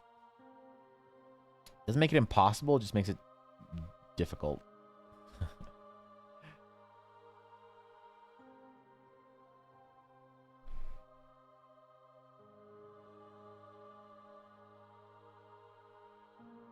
I gotta do some thumbnails today too, I think. I've done a bunch for the piece I want to draw. The piece that I'm gonna do for the Eldara Academy de Beau is going to be something draconic. I want to draw dragons. I want to draw dragons because I want to have a new starting soon screen and a new ending screen. And I want Dagrond.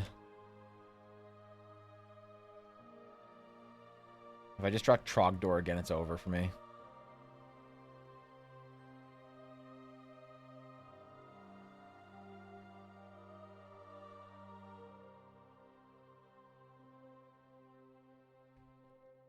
Okay.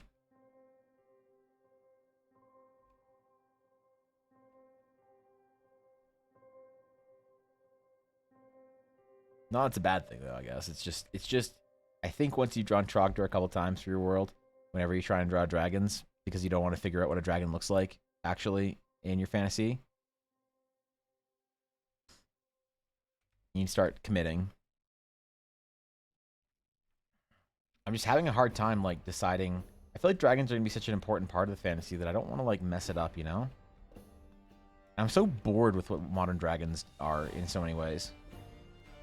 It's like, there's got to be something interesting and unique we can do with dragons. The problem is dragons sell, man.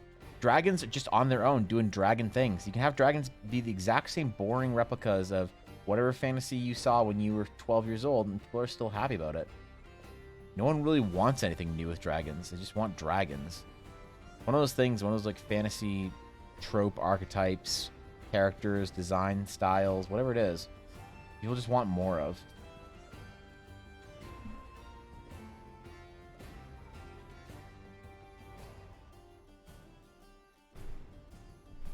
By the way, I didn't look at the art WOD course during the weekend, and it looks pretty pog. The art WOD. Refresh me on this. We were talking about courses last week, right? About like online shit.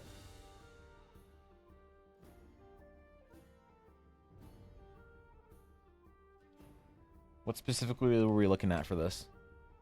Because I have a call in about 12 minutes, but I made it? Wait. Wait, who's that mod badge? A solid set. Who the fuck? Wait. What's up, Steph? How you doing, Steph?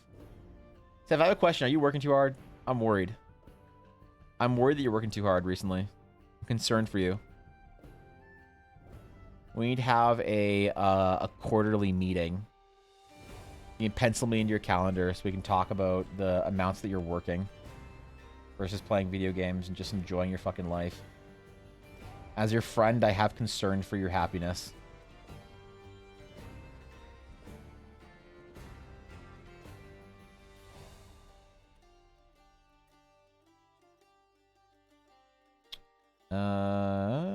Okay, the clouds end at... Well, they don't need to be perfectly symmetrical, so whatever. I feel like this one sleeve is way shorter than the other, though. Kind of is. What do I do? Let's just make it... That's about the right size. That's the right size. Let's make it longer this way. All right, who are you? I'm doing onboarding for the new employees. It's been 100% of the office during the day. Bro. What do you mean 100% office time? They are aware that this is 2023, right? And that nobody fucking works from an office?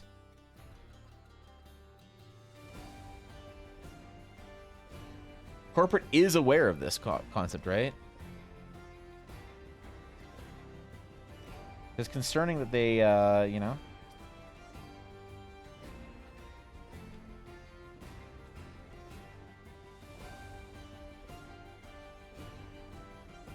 People have gotten spoiled, though. They got too used to working from home.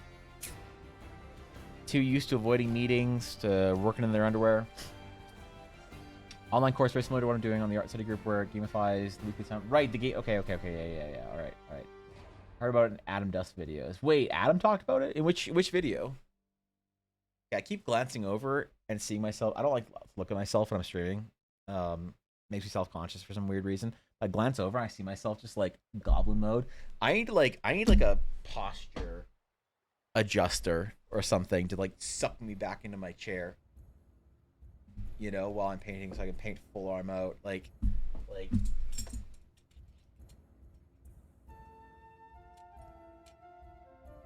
Hold up.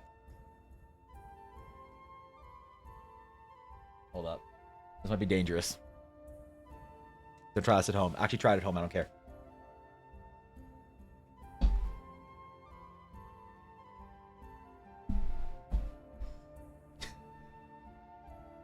Now I can't.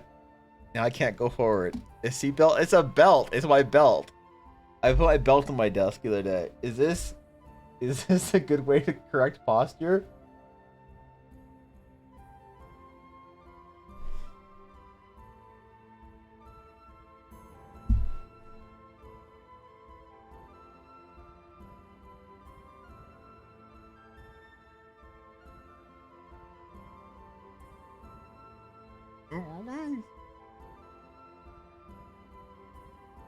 Is it working?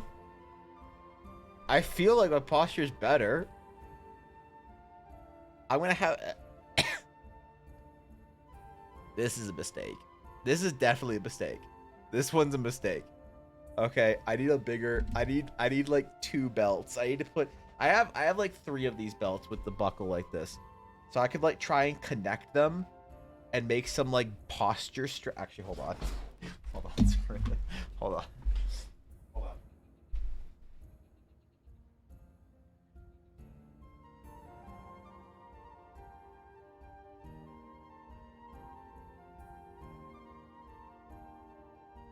Wait, I can do this. Hold up. I can do this.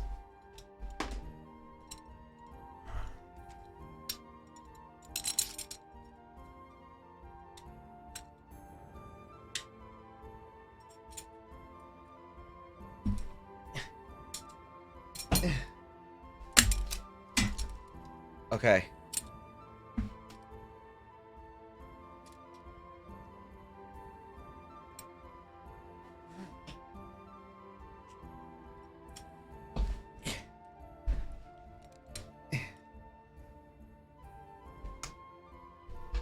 All right, we're strapped in. We're strapped in. Now I'll lock my chair so I can't bend it back. Wait. There. Wait, no. There. Okay.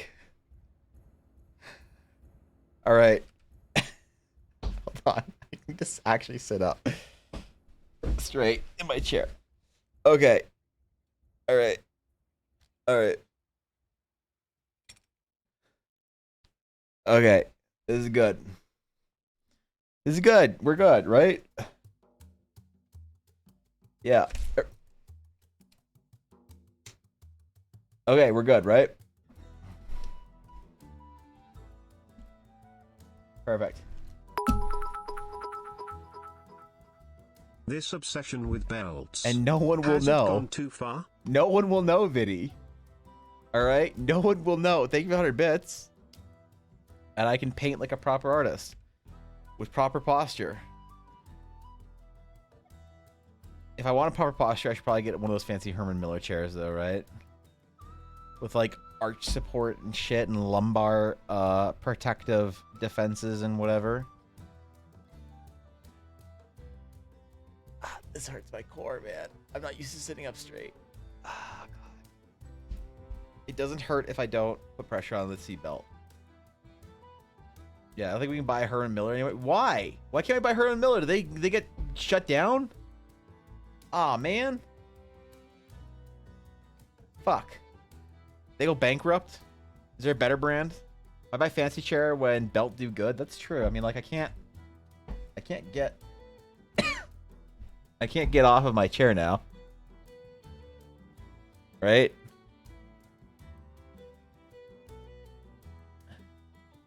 Right? Sick. The CEO is a kind of shitty person. Here's the way I see it, Steph. The CEO of, I don't know, what things do we interact with? Activision, Amazon, the Royal Bank of Canada, I don't know, Canada, fucking Costco, Husky. Like, it doesn't really matter to me.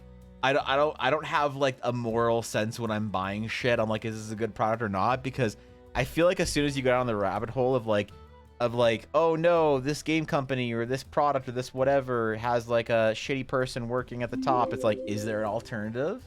Just Is stopping there? in to say hi. You Got know? her back to setting up the restaurant. Crimson, Love you. where have you been, I bro? hope you have been well, my friend Ivan Blopulcrum. Holy shit, man. Crimson, we missed you, buddy.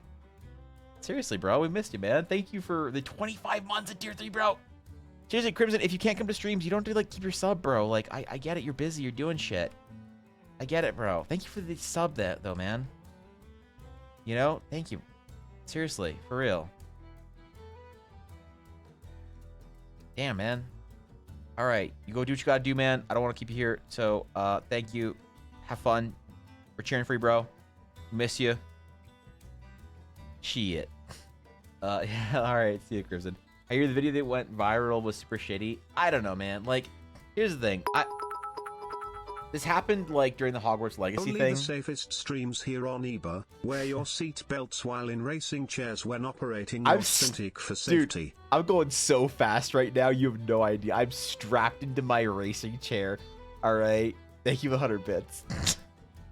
Yeah, I don't. The thing is, like, I had this lesson when I sort of like discovered this lesson for myself when I was buying Ella her lightsaber parts. Okay, there's a website that had maybe the best looking lightsaber hilts for custom lightsabers, and the owner was a notorious bag of dicks. People just said awful things about the site, about him. Everyone said the product's good, but the owner was an absolute piece of hot garbage. So I was like, okay, well, maybe I'll go with this brand. And I looked at the other stuff. I looked at them like, their stuff just isn't good. And I was like, do I care about supporting like the better people or buying the better product for Ella? And that's when I sort of let go of this idea of like, I'm gonna try and be a pure person that's supporting like things that are made by people that are ethical and whatever and good dudes, because like I just feel like you're just gonna sit in a hole and not do anything. You're just gonna sit in a hole and wait for your green beans to grow or whatever, because like it's just a never-ending cycle. It's an unfortunate sort of fact of the world we live in, but I really don't try and hold my. So why is my keyboard off?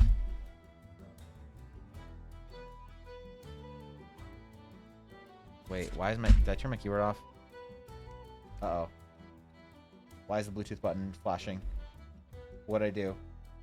What'd I do, wireless keyboard? What? Why is the Bluetooth button flashing?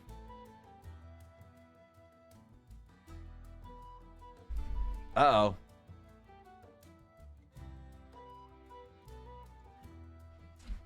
What's that button? Did I do it?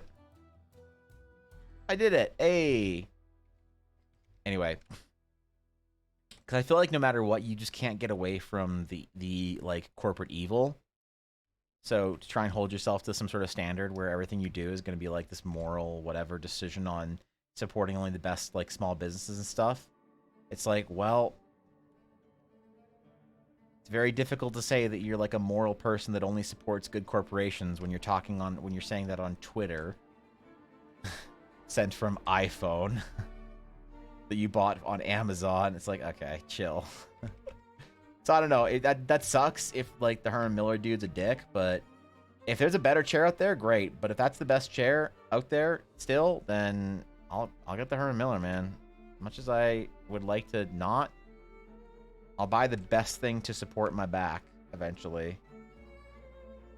Unless, like I said, there's a great alternative, in which case, fuck yeah, I'm down. It needs to actually be a good alternative, you know? Safety first when playing Need for Speed. Dude, why am I still wearing this? Why? It's actually helping, though. I actually feel like I'm sitting up straight. I hate that this is helping. Is this... I need like a chiropractic spine opticer... spinopathy doctor to tell me if this is a good idea or not. Because unfortunately, it's actually working. Unfortunately, I feel myself stretching my arm out and actually painting, like, or drawing properly. God, you know what's great posture when they're painting? Dave Greco. Holy shit. He's just so perfect, man.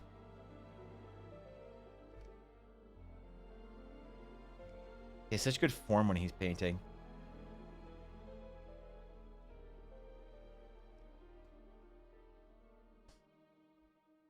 Oh, mute button. Mute button. Mute button.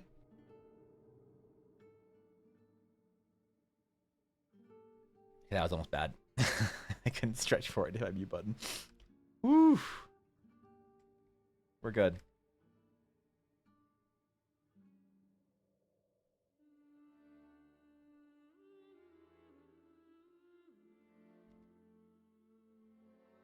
Fighting every urge to just goblin.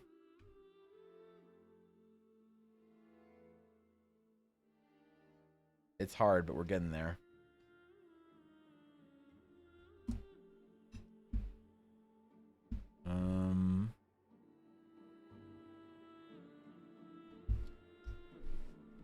can fill this in now. Oh, I want to do the pattern first. Whoops. Maybe we do the pattern based on, or the hem based on the pattern this time instead.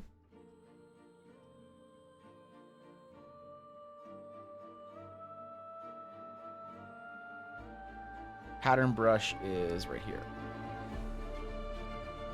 How big was it?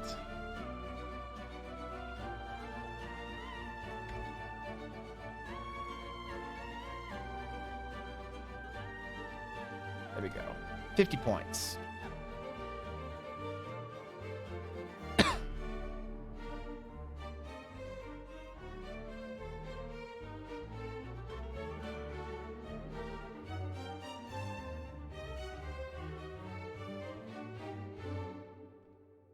Easy clap. Nice.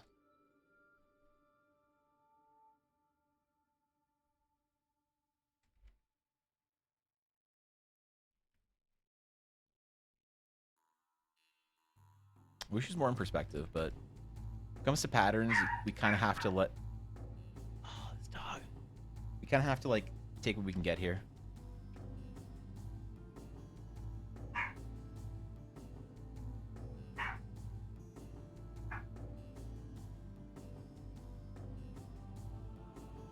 Okay, now we can actually put our fill or shade layer in, which does help. Our ink layers do make it, like, I don't know. Oh my god, this fucking dog. If I wasn't strapped to this chair. If I wasn't actually strapped to this chair.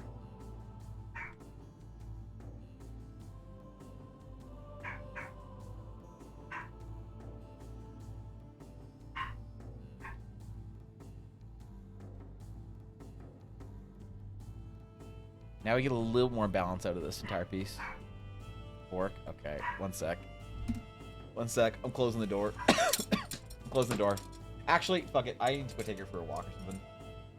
It's like, oh, it's 2. I was gonna say it was like close to 2 or whatever, but it's actually 2. So fuck it. I'm gonna go take Una for a walk and deal with her. All right, cool. Well, that was something. Experiment success, I guess. Maybe. Don't tell Ashy or Fishy. All right, cool. May I ask for an unspecified amount of critical feedback on measly thumbnails in the Academy to Bow? Yes, Lurkin. I will be in mod chat actually in a little bit. So when I talk about mod things, if you want to hop in, we can talk about it for a little bit. I'll be there in about like 10-15 minutes because I need to deal with Una real quick. So thank you guys for hanging out today. I appreciate it. We got our updates. Anyone who's doing the challenges, good job. You guys are crushing it. You're inspiring everybody, whether or not you know it. You're still inspiring people to get out there and to walk and do cool stuff. And I think that's awesome. So anyone who's doing the challenges for the fitness stuff, anyone who's doing the art challenges, you guys all rock. You're awesome. You're Giga Chads. I got guard dog mode. She came back in here. Maybe she doesn't need to go for a walk. Might be in mod chat sooner than I thought. Anyway, so I will be hanging with you tomorrow, working on this or a different piece. I don't know. We'll chill. We got some projects to do this week. I want to talk about Horizon a little bit. The development is coming along. What else? What else? Shit. I don't know, man. I don't know. Play more video games. You deserve it. Cool. Anyway, I will catch you all later. I hope you enjoy your stay. If I don't see you this week, have a great week. If I do see you in the rest of the week, then we'll chill. It'll be good, man. It'll be cool. So, anyway, until next time, my friends, take care of yourselves. Get out there, go do some walking and some whatever other nonsense, and until next time, farewell.